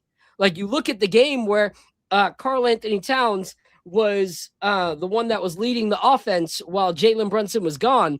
And Mike Brown was asked, like, hey, what made you go that way? And he said, well, I was having a talk with Rick, and Rick was like, hey, I really think we should try going through Karl Anthony Towns. And he said, okay, what are your thoughts? And he listened to him and he said, okay, let's try that. Let's do that this game. That, to me, is actually not a weakness. That's a strength of a leader. A leader looks at his people and says, okay, who can help me lead better? Who have I assembled? Because I assembled them for a reason. I didn't assemble them so that on paper it says that I have coaches, but I assembled them because I really believe in this person as a defensive mastermind, and he's going to help me because I know that I can create a offense that runs and dishes and swishes because that's my skill set. But the defensive coaches that I've brought in are the people I'm going to rely on. So to me, I look at that and I say, that's a strength in a coach, to be able to actually utilize the people that he's assembled. That means he assembled a good team behind him to make sure that we can have those kind of games. Second, it has actually led, if you look, our team has had 6 games that we have left our team, the other opponent, under 100 points. Okay. We don't do that. Like, we typically do not do that. So whether it's because he made the call or his second hand in command for defense made that call, that is beautiful. That is something that shows that he constructed the right people around him. Like, if you look and you say, okay, this person's our shooter, and they pass the ball to the shooter, like, you brought this guy to be your facilitator. So does he not get credit for being a facilitator? Only the shooter gets the credit? No, it's both. Knowing when to dish and when to swish helps with the team. Same with the coaching. You got to give him credit for assembling the right team. Like, we can't say, man, if Tom Thibodeau would have just listened to Johnny Bryant more and then go, oh, man, Mike Brown listens to his coaches too much, and that's why he's successful. Like, it can't be both. Like, the fact that he's able to listen to the people he's assembled shows a strong suit as a coach. Like, when I look at people that I surround myself with for my business, it's people that I feel that can do something better than I can in that position, so that I don't have to wear the hat for every single thing. That's how my business thrives, because this person is better at this than I am, so I brought them in. That's what they're paid for. If I go up and I say, nope, I'm not going to do what they said, I'm going to do what I said, and then I fail, then it's on me. But if I'm successful for bringing the right person in, that's on me. I made the right call there. So for me, that's actually a plus as well. Third, when you talk about Mike Brown and his experimentation, one thing we talked about all the time with Tom Thibodeau was that he was too stubborn to experiment. And so for me, this is the perfect time to experiment, is the first half of the season. Where do we want to make our push? The second half of the season. So what has worked? What hasn't worked? We worked out those kinks in the beginning of the season. We tried to explore everything. We tried to explore roster. We tried to explore lineups. We tried to explore which rookies would work, which rookies wouldn't work. We gave them their thrive. We talked about Tom Thibodeau all the time. Why did this player have such a great game and then we didn't see him? But we saw, Tyler Kolek have great games, and then he continued to push Tyler Kolek until Tyler Kolek stopped developing and stopped producing the games that we saw him, producing. So I feel like this is all actually positives that you actually mentioned about Mike Brown and why he deserves that B or whatever. Like, yes, there was that time where we had that 7-game streak that, like I said, it was painful to watch. But if you talk to the players and you talk to Mikhail, and Mikhail says, I wasn't willing to be coached and I had to take a step back. And now I'm trying to be coached and fall in line with the system. And all of a sudden, Mike Brown's in an interview. He says, listen, I'm not going to disclose the changes that I'm going to make, but I have some ideas in place. That was a pivotal point for me where it was like, okay, you are saying that you have something to fix this. You either are going to fix it or you're full of crap. Those are the two options. I thought he was full of crap. What? I thought he was full of crap when he said that. I was like, I don't think and you at know. the same time, Mikhail said that he was that. Then we had the winning streak, and Mikhail said, I wasn't willing to be coached. And I realized that. And all of a sudden, we go on the win streak. The best win streak of our season was after he said he was going to make some changes. So for me, all of those things actually push him to that B, because this guy was handed a roster that was not constructed based off of his coaching style at all. That's true. At all. Like, he wanted to bring a Golden State Warriors fast-paced type of game to New York. And we go, hey, this is what we have. And we signed Yabusele. Have fun. Karl Anthony Towns has more pounds than he's ever had. He's a little slower than he's ever been. And he's not going to shoot the three for you. And he's still been able to produce. So for me, he was given a raw deal and was actually able to still produce to where we're at right now. So that's why I give him a B. Lee, I thought you were going to say something, so you go ahead. I agree with you again, Phil, for different reasons, but I tend to lean toward your sentiment. I'd have some pushback for recap, though. Interested to see how he responds. I can't wrap my head around logically how Mike Brown deserves criticism for things that went wrong, but his coaching staff deserves praise for things that went right. I think at the end of the day, and I think you phrased it well, he ultimately is the one that pulls the trigger on any decision. Yeah. He has to own it. And the grade to me is what he has to own. Not necessarily where the germ of the idea came from, but the execution of it is Mike Brown's. And so I blame him both for the good things that happen and the bad things that happen. And I think that to me equals out for the whole season to a B. I want to push back too. The Knicks are not the worst team in defending the three. They're actually 12th in the NBA at defending the three. Through the course of the season, they've improved dramatically. They're 12th in defending the three, and they're 5th in defending the paint. So I can't see. Is that right? Is that right now? Yeah, like right. Is that for the season? Yeah, I just checked it while Phil was talking. 12th for the season? Yeah, 12th for the season. Yeah, I have to check that because that would be crazy to me if they've jumped to 12th. Yeah, because last time I checked, they were. I remember when I checked, it might have been a month ago. They were almost 20 something in the league. So I don't. They were really bad. So I don't know how the hell that happened in a month. But even if that's great to hear, and I'm glad they're making improvements.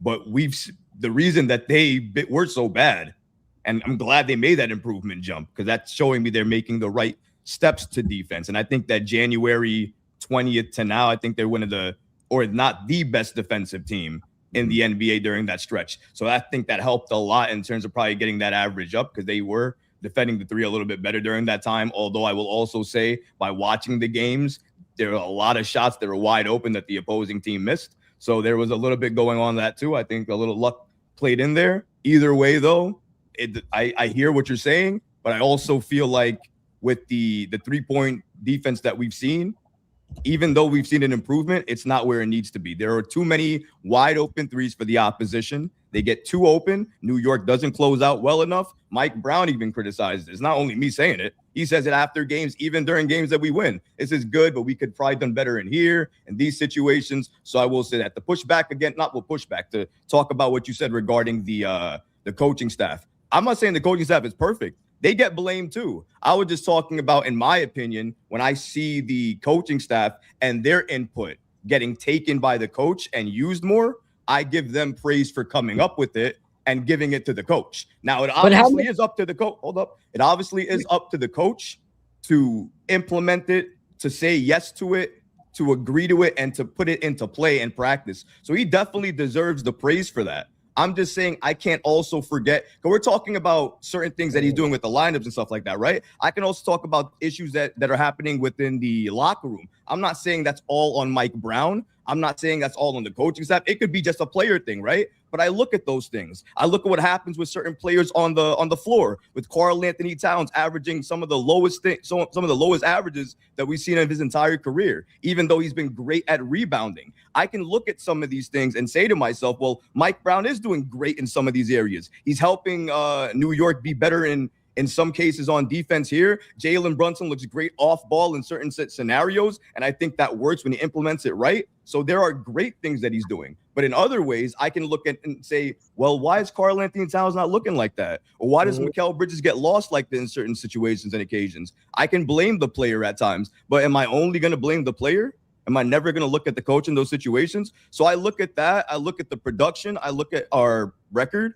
I look at all that, and I have to place some blame somewhere. So I do put it on the coach. I'm not saying the coaching staff doesn't get blamed, but I'm saying that everything that I've heard done, the changes made, even Phil went to it.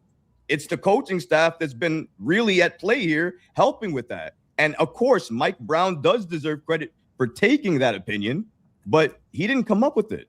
His coaching staff did. He deserves credit for putting those people in place. Phil's absolutely right. You're not going to come up with all the answers. That's why you put the right people in place so they can help you get there. He absolutely deserves that as a leader. And if I neglected to say that, or I didn't phrase that correctly, I apologize. He deserves that. That should reflect in the grade. It is being able to look at your strong suits and being able to then go, this is where I feel like you're only looking at his strong suits and neglecting his weaknesses. No, not at all. You haven't mentioned one weakness to me. Okay, so you haven't mentioned one weakness. Am I wrong? No, not at all. I've said it before that when I look at some of the Clarkson minutes, you heard me crucify him about. I'm talking Clarkson about during this back and forth we had right now. You didn't mention one thing because right now I'm talking about what deserves the B. Like he never got an A, which is. The things we've talked about earlier in the show are the reason he doesn't get an A. Like the things that I called out of why he didn't get the A, the game that Mo Diwara had an incredible, night. The first night he got real good minutes. And then I said, why the hell did Mike Brown sit him that second game? Those are all the things that have added up. But when you pulled that to the B and I pull it to the C, it's because I probably weighed a little bit differently than you do, right? You might, but I'm still. But what I'm saying is, right. You understand why I'm doing it, though. That's what I'm trying to say. But yeah, because you see the same thing that I see. I do, but when you're saying something like, "I thought they were 20th in defense for the three," I look at that and I go, "Okay, but where were we at last season? We were 29th defending we were worse. the three. Probably just as bad or worse. Yeah, 29th or 30th last year. So without a doubt, if it was 20, we were still 9 teams better than we were last year. So I look at that as progression. Okay, I see where you're coming from with that. Okay. And then I look at Lee's numbers and I go, dang, okay, so when we were that low in the 20th, where you were talking about was in that 7-game streak. Then we made those changes and we jumped to 12 or 13th in the league. So I look at that, but then the same way that you say you can't just blame the player, I look at this and say, can't just blame the coach, because how many times do I look at other teams and I say, man, if only our guys played through the screen the way so-and-so plays through the screen, or if so-and-so wasn't lacking and falling back on the three and played defense against the three like that guy. So some of that goes on the player as well. So that's why Mike Brown will not get an A from me, but he will get a B because he's taken us from 29th to now 12th in guarding the three. That is huge. Even if it was 18, than we were last year. He's played our rookies, which is something that we've always desired. So I got to give him credit for that. So for me, I'm looking at all the things that we've asked for and all the things that he was given. This guy, you look at some of the teams, when they get a new coach, the new coach is able to help facilitate and pick which players they sign in the offseason to fit the roster that they're going to go to. This guy was not able to do that. He was given what he was given, and I feel like he's worked well with what he's been given. So I look at that and I say, okay, is he perfect? No. Does he get an A? No. But here's why I give him a B, because against the opposition of this, and whatever, he's been able to flip it around, and we are still contending for the second seed right now. And I got to give him credit. I think if you gave Mike Brown an A, I think that would be kind of absurd based on the evidence before you. I also think giving him a C is absurd. I don't know how you can say he's been below average, because, again, I'm very literal, and a B is average to me. I don't know how you can argue that he's below average when we're 12th in three-point defense, 5th in paint defense, 8th in defense overall, and 3rd in the East. How can you give a coach of that team a C? It doesn't make any logical sense to me. And you also don't know what mistakes were made by the Knicks coaching staff that were assistants input. They weren't him. We don't know that.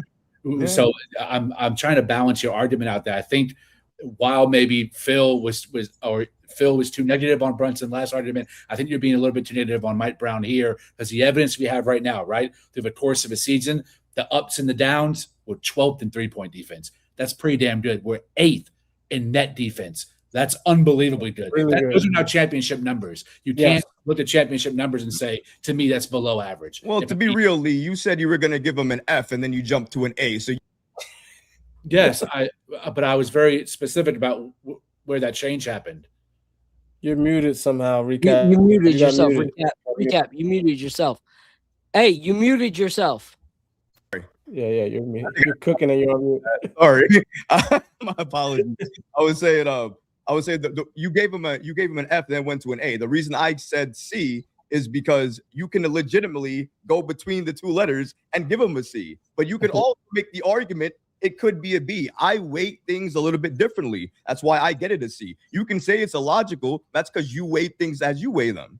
I see things differently when I'm looking late in games, and certain things are not done by Mike Brown consistently, especially during that losing streak, which I haven't forgotten. The winning streak, while it has made things a lot better and shows me where this team can be, it also shows me that they go up all the way down, and now I got to see where they go from here. Is it going to be a consistent streak of this defense? Because the entire season, we haven't seen this. We've only seen it for a month.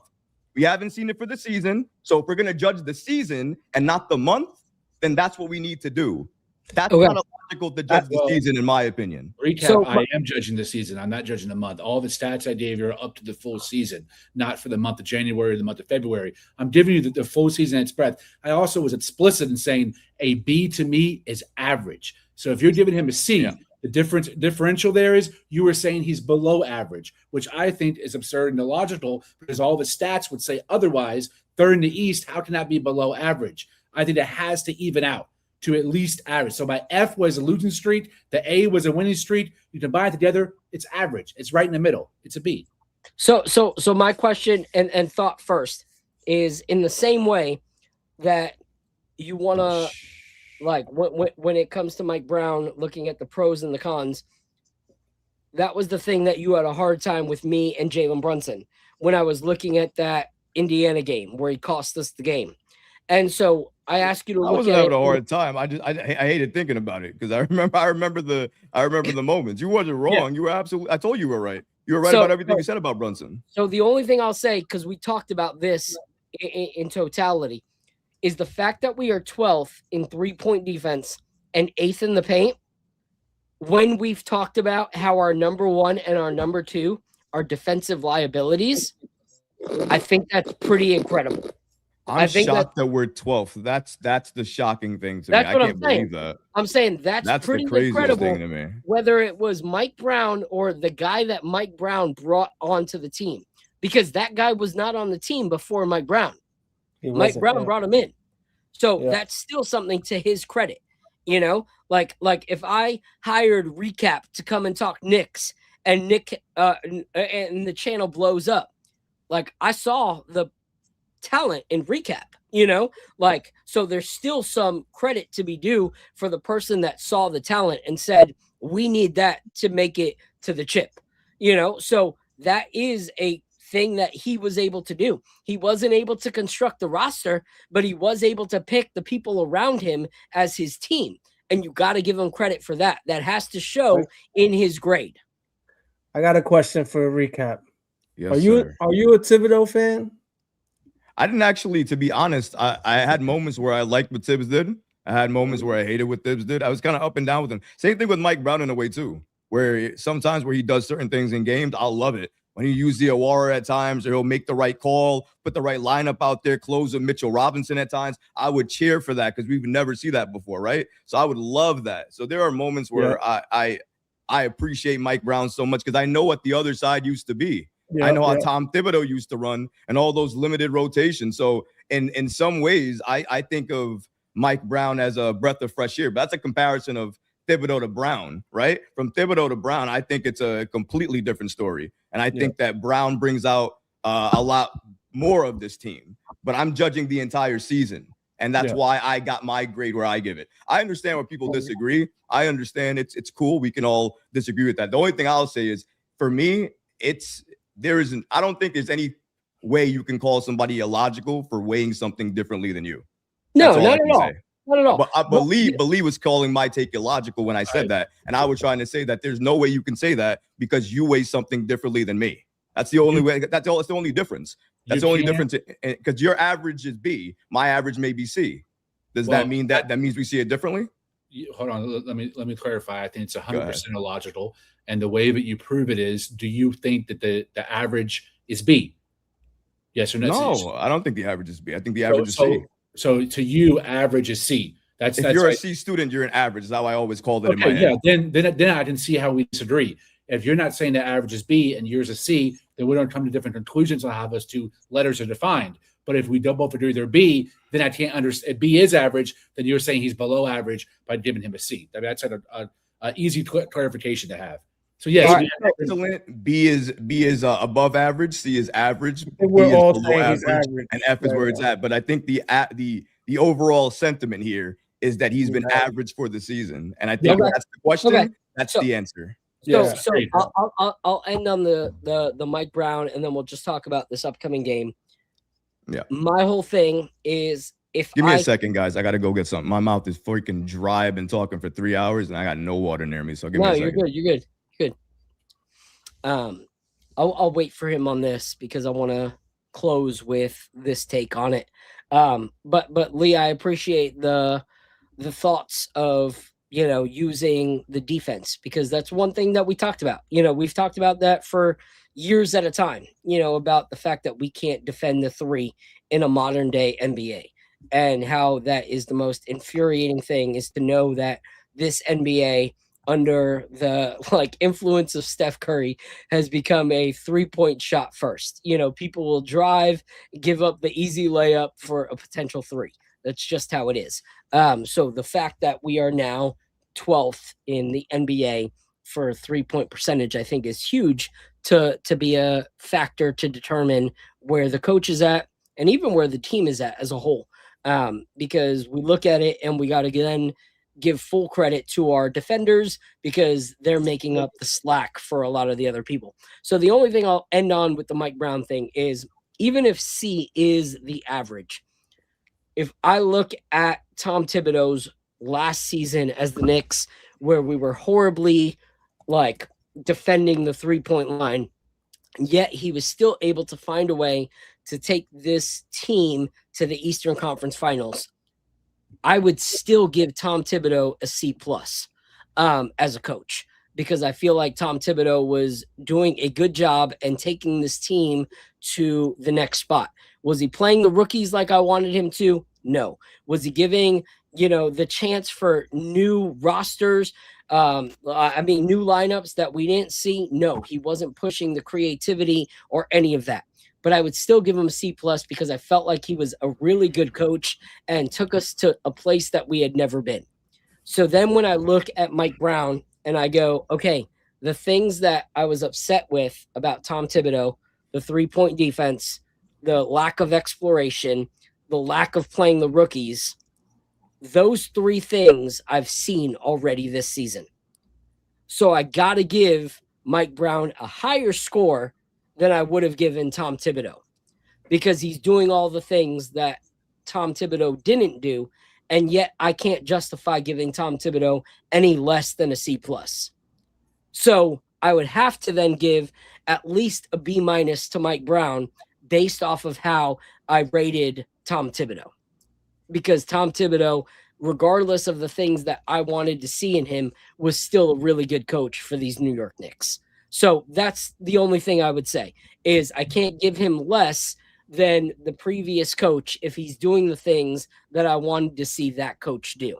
You know, is he doing it perfectly? No, not at all, which is why he's nowhere near an A, which is why he's not at a B+. Yeah. But I can't give him less than what I gave the coach previously that didn't do the things that I was hoping he would do. If he took us from 29th to 12th in defensive rating on the three-pointer, and my whole thing was, how do you not defend the three-point line in an NBA that's focused on the three-point line? Like, even if we were at 20th, that would still be 9 teams higher than we were last year. And so I look at that and say, I have to at least grade him higher than I would have graded Thibodeau. So that would leave him at least at a B-. So that's my thought. That's my take on it. So let's close out the night by saying what we think of this upcoming game against Detroit. Do we walk away with the W? Do you think this is going to be a hard one for us? Obviously, Duren is not playing because, you know, he went boxing mode the other night, him and Stewart. So he's not in the game. But I believe McBride is also out. OG is still out. How do you guys feel we walk away with that game? I'll go with you first, Al. I think we're gonna win this game. I really do. This is Cade's. Is this Cade's first All-Star weekend?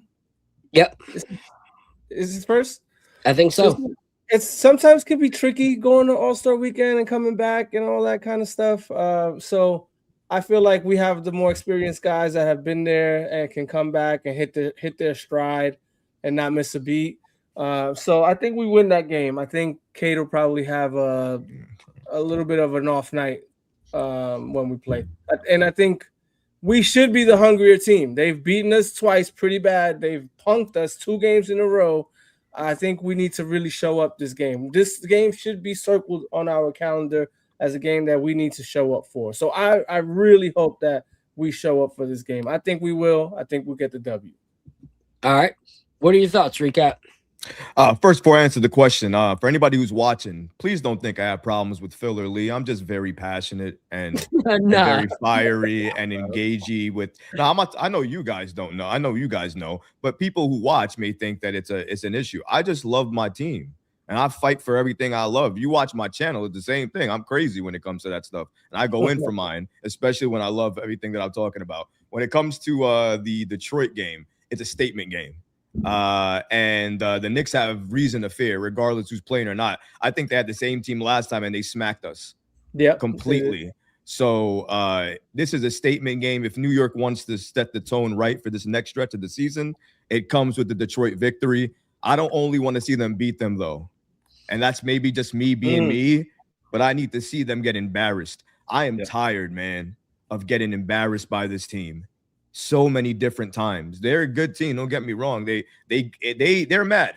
Every time they come see the Knicks, they're mad. They want to play us. They remember what we did in the postseason. They've made that clear. I think it's time for the Knicks to remind them that we're not going to allow them to do anything in the postseason, and we're going to remind you why in this game. Because it's time to treat this game as if it was the postseason. They need to be reminded. They need a lesson. They think they're too big, they're too tough, and nobody can touch them. It's time for the Knicks to make them look human, and they need to prove that this upcoming game. If they continue to play like they were before the break, keep that same level of defense and that offense going, I think they can go toe-to-toe with anybody. So I hope the Knicks can get the win, but it's really going to depend on those factors. Yeah. What are your thoughts, Lee?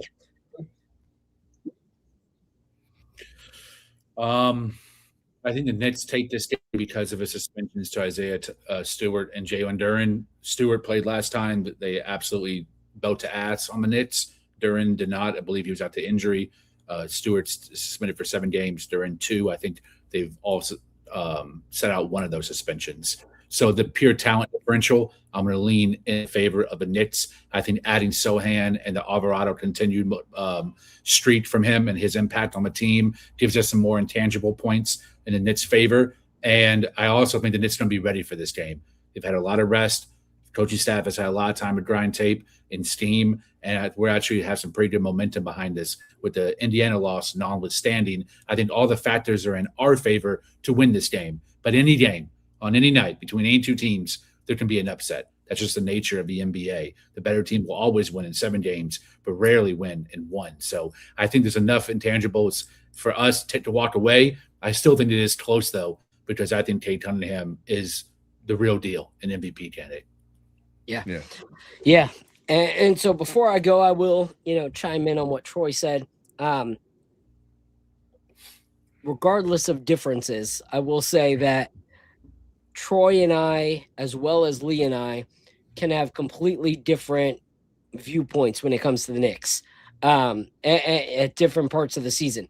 Sometimes me and Lee will agree, and sometimes I think Lee's a jerk and I don't want to talk to him. But he's still my brother. Sometimes I'm like, you're a cocky prick and I don't agree with anything you're saying. And it is what it is. And me and Troy can have those moments too. Absolutely. But that's what makes us want to do this. This is what makes us want to create content, is that we do love the game. We see the game differently. Like if we didn't, what would be the point in watching if everyone was the same yes man and everybody saw the game exactly the same way? At the end of the day, I'll get off of the conversation. I'll think about what everybody said and be like, hey, Troy had some good points there. Maybe I can polish, my thinking on that way. Or maybe Lee said something, or maybe Al said something that may not have been what I said, but I can think about it and go, maybe I'm being too critical, or maybe I'm being too passive, and that makes me a better Knicks fan. That makes me a better Knicks content creator. Because the ones that are just, oh, the Knicks do no wrong, my favorite player is the greatest, everything's good, those aren't the ones to watch because they have no clue what the freak they're talking about. So if there's not some kind of disagreement, that means that you actually have no actual opinion. Like you are willing to go and be swayed by anybody's opinion and anybody's thoughts. So I respect people that have their own opinions and they buck down because I know in the same way that I take things, I know, Troy's going to go and he'll be like, all right, I can see that point, like whether or not I agree with it, I can see it, and I see why. Maybe I can look into this, So I love the fact that sometimes, like Lee's my brother, like straight up. But in the same way that me and my brother will have some bats, there's sometimes where I'm like, Lee, you're a douchebag. Don't talk to me for the next 2 weeks. It is what it is, like sometimes he thinks he's gospel and I'm like, bro, cut it out. But we can see differently and still respect each other. So don't think that me and Troy are going back and forth here and it's like, oh, that guy sucks. No, that's my guy. He's the reason that I kept doing content when I was ready to quit after everything that happened drama wise with my old channel. He's the guy that was like in a space was like, yo, what everybody here listening, like, Phil, I saw you come in. Do not stop. We need you. And so Troy's the reason that I actually decided not to hang it up. So shout out to Troy. That guy's family, no matter what. I don't care if we see eye to eye on Knicks stuff. When it comes to this next game, I think it honestly comes down to Karl-Anthony Towns. Like, are you going to be something that helps us win, or are you going to be the hindrance in our win? I feel like that's what it's going to come down to. If he does not produce, we're in trouble. Because if you look at the Detroit game where we got spanked and we lost by 38 points, I believe it was, in that last game, Cade Cunningham took a back seat in that game. He only had 11 points. Why? Because their team was structured in a way that everybody was willing to step up. And Cade didn't have to be a superhero. So if Karl-Anthony Towns plays the background and doesn't help us in any way, shape, or form, we're going to lose.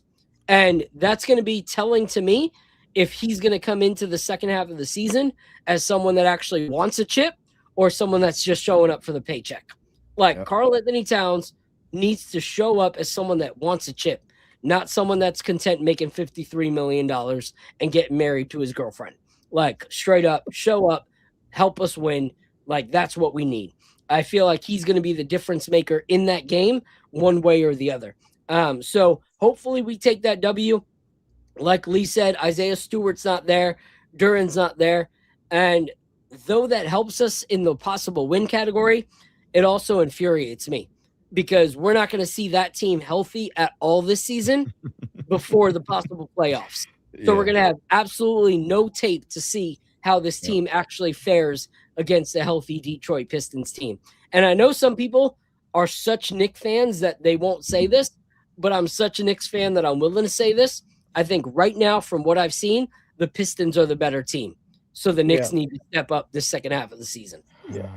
They scared me for sure. They're definitely more physical. They push the Knicks around like it's nothing. I hate that. That's probably the worst thing. They're probably the team, the team in the league that make the Knicks look the softest. And I thought that was Orlando that did that, because Orlando makes the Knicks look really tiny and soft too. But when I saw Detroit, and this is without Duran. I know what happens when they get Duran back. You can't look that soft and think you're a contender that's gonna win the East. You can't. You gotta be better than that. That's what they gotta.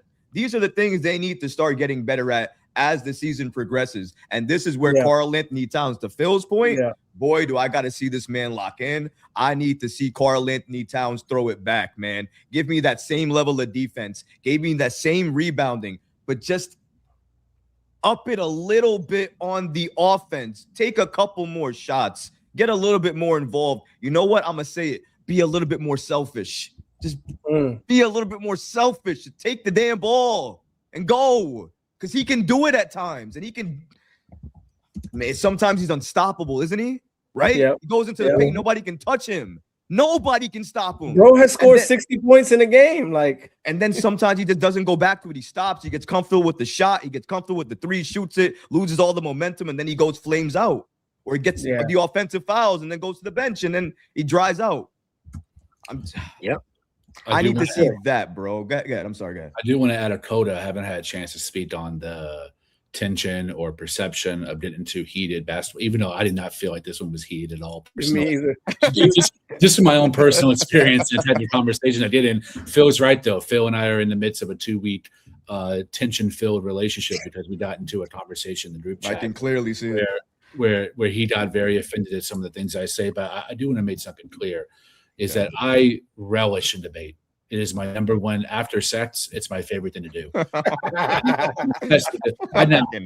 I try to stay in my lane. I only debate things that I feel like I'm pretty knowledgeable on: literature, poetry, theater, politics, basketball. Those are my loves in life, and I'm very passionate, and I feel like I'm very well knowledge.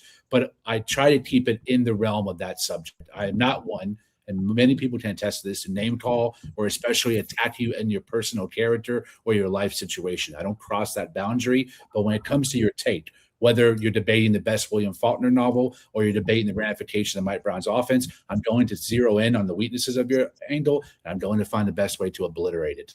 Now, these are battles of logic, right? And vice versa. However, I view these things, books, plays, basketball, as things that are inconsequential in life. They're not our marriages. They're not our parents. They're not our children. They're not our spiritual warfare. They're not our emotional stability. Those things are sacred, and I don't touch them. But the things that are not sacred, things that are inconsequential, I am here to debate and to basically two people fighting the mud over a knife is how I view every logical teat-a-teat is what they call it. In France. So to me, I meant no offense to Phil or anybody else. Recap you tonight. I am a very fiery. I come across arrogant and assholey. I embrace that about myself, but only about inconsequential things. Fiery? Bro, I yell at every single one of my podcasts. They think I'm angry all day. We good, bro. Trust me. Lee, we're good, man. We're very good. All right. The wrong way. So last thing I'll say is, as unfortunate as it is, just a reminder to all of us that Jalen Duren was supposed to be ours. Imagine a lineup of Jalen Duren and Mitchell Robinson as our 2 5s. That would have been insane. No, I don't want to imagine it. No, thank you. Isn't it possible to have Brunson, though? Would that trade someone that freed up the salary cap to dump Kemba? Impossible. Then to be able to sign Brunson. So we cannot have both Brunson and Duren. I would have Brunson personally. Well, unless you wanted to trade him again so you could do a Mike Conley on you if you wanted. Yeah. Sure. Yeah, I'd rather have Brunson. Ridiculous, bro. Nobody's talking about that. I swear to God, nobody's talking about that. That was one of the most ridiculous heists in the world. Ridiculous, bro. All right, recap. Let everybody know, if they don't already know, where they can follow you and support you. Oh, I never do this. I always flip it back to you guys. So I don't want to support my stuff. I want to support you guys. KOT is awesome. I love everything that those guys are doing. They're one of the best channels on YouTube for Knicks content. And Phil with his nightcaps, man. I'm just saying. I don't know where else you can go to find whiskey and Knicks talk. So I looked actually before this, couldn't find anything. Found a lot of whiskey. I'm gonna find both together though. It was kind of hard to find. So, but appreciate you guys for having me on. I am very fiery. I think all Knicks fans are. But I think I'm thinking if you gave me that bottle, this would have been a lot more left. So I'm glad I didn't have the drinks on me.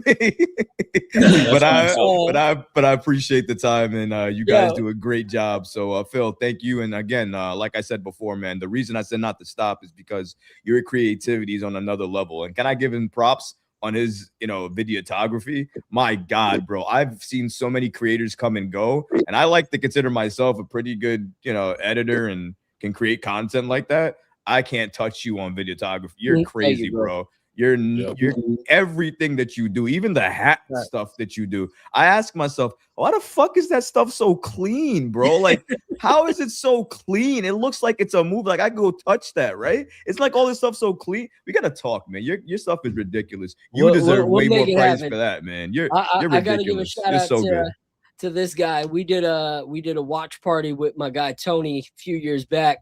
And I pulled Recap and one or two other guys into a corner, and we were at a bar that had nothing but weak whiskey.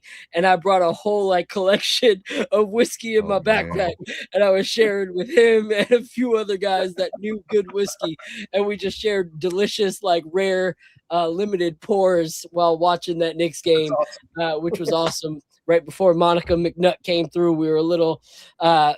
Few pours in, hanging out together. So shout out to Recap. Lee, where can they find and support you? I'm going to push it forward as well. Follow the Knicks Recap on Twitter, THEKNICKSRECAP. Also on YouTube, youtube.com/@the-Knicks-Recap. Host of a Knicks Recap podcast on Twitter and on YouTube. Make sure you follow my guy.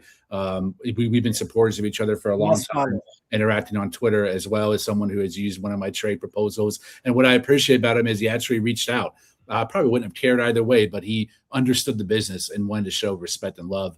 And that he rose in my book. When I saw him on the podcast, I was like, I gotta jump on and have a conversation, because I don't think we've ever been face to face before, to my best of my knowledge. But I don't think so. I'm glad we could change that and have it back and forth. So salute, brother. Please follow my guy. Yeah, I just put his link in the chat. He's got 36,000 plus followers on YouTube. Let's push that to 40,000 and make sure that he continues to grow. Let's make sure that he can feed his family off this channel. So continue to support Recap on that. Al, where can they find you? Yo, if you're not following Knicks Recap, something's wrong with your algorithm. I don't know how you haven't seen one of his videos yet. Pleasure having you today, brother. Thank you for spending this time with us, 3 whole hours with us. That's crazy. Very generous of you. You can follow me on Twitter, SemiAuto155. I also do another podcast called Nick Life Crisis. 2 40-year-old guys just had 2 kids. And so we talk a little bit about Knicks and a little bit about dad life and have a lot of banter back and forth. So check that out as well if you can relate. Yep. And so you guys know where to find me. I'm right here on the KOT channel. But like Lee said, follow Knicks Recap. Like Recap said, follow the KOT fam, follow Al and everything that they're doing. And I think that in order to grow my show, I'm going to start talking like Troy. He was talking about how he yells at everybody. He's like, the New York Knicks just signed. They listen. And they still get at me in the comments like they don't hear anything that I say. Who's your source? Bro, I yelled, I screamed, and I slowed it down for you. And you're still asking who my source is? For real. How many times can I say That's usually the Ian first thing. Begley? It's Steve usually Bondi. Come on, bro. Ian Begley just said Ian Begley. Yo, bro, I slow it down like 5 times. I yell at you, I scream at you. And you still asking for my you're lucky I don't curse at you. That's the one thing you're lucky I don't do. Yeah. All right. Well, I appreciate you guys all. We're going to head out. Thank you guys so much. If you drank tonight, drink responsibly. do not get in the car. That is never the smart thing to do. Make sure that you are respecting those that are on the road. Make sure you're respecting yourself and your family. Shout out to Recap. Appreciate, that's my brother right there. Shout out to Lee Escobedo. That's my other brother right there. Shout out to Al. He's my newest brother. And shout out to my guy Apollo. Like I said, keep praying for him and everything that's going on with whatever's going on, that he would be able to come back, enjoy this season of Knicks fandom, but more so that the home front would be good. And so we thank you guys for rocking with us. And until next time, deuces and God bless. Appreciate you all. This is the moment we waited for. Everything you want is right here. We gon' give them what they came for. We gon' take it up from last year. Shoot on my shot, boy, I'm long range. Me and the team on the same thing. Stayed down, never switched up. Only thing changed was the game. I'm in the zone now. Nothing can change what we on now. When I pull up, know it's going down. Foot on the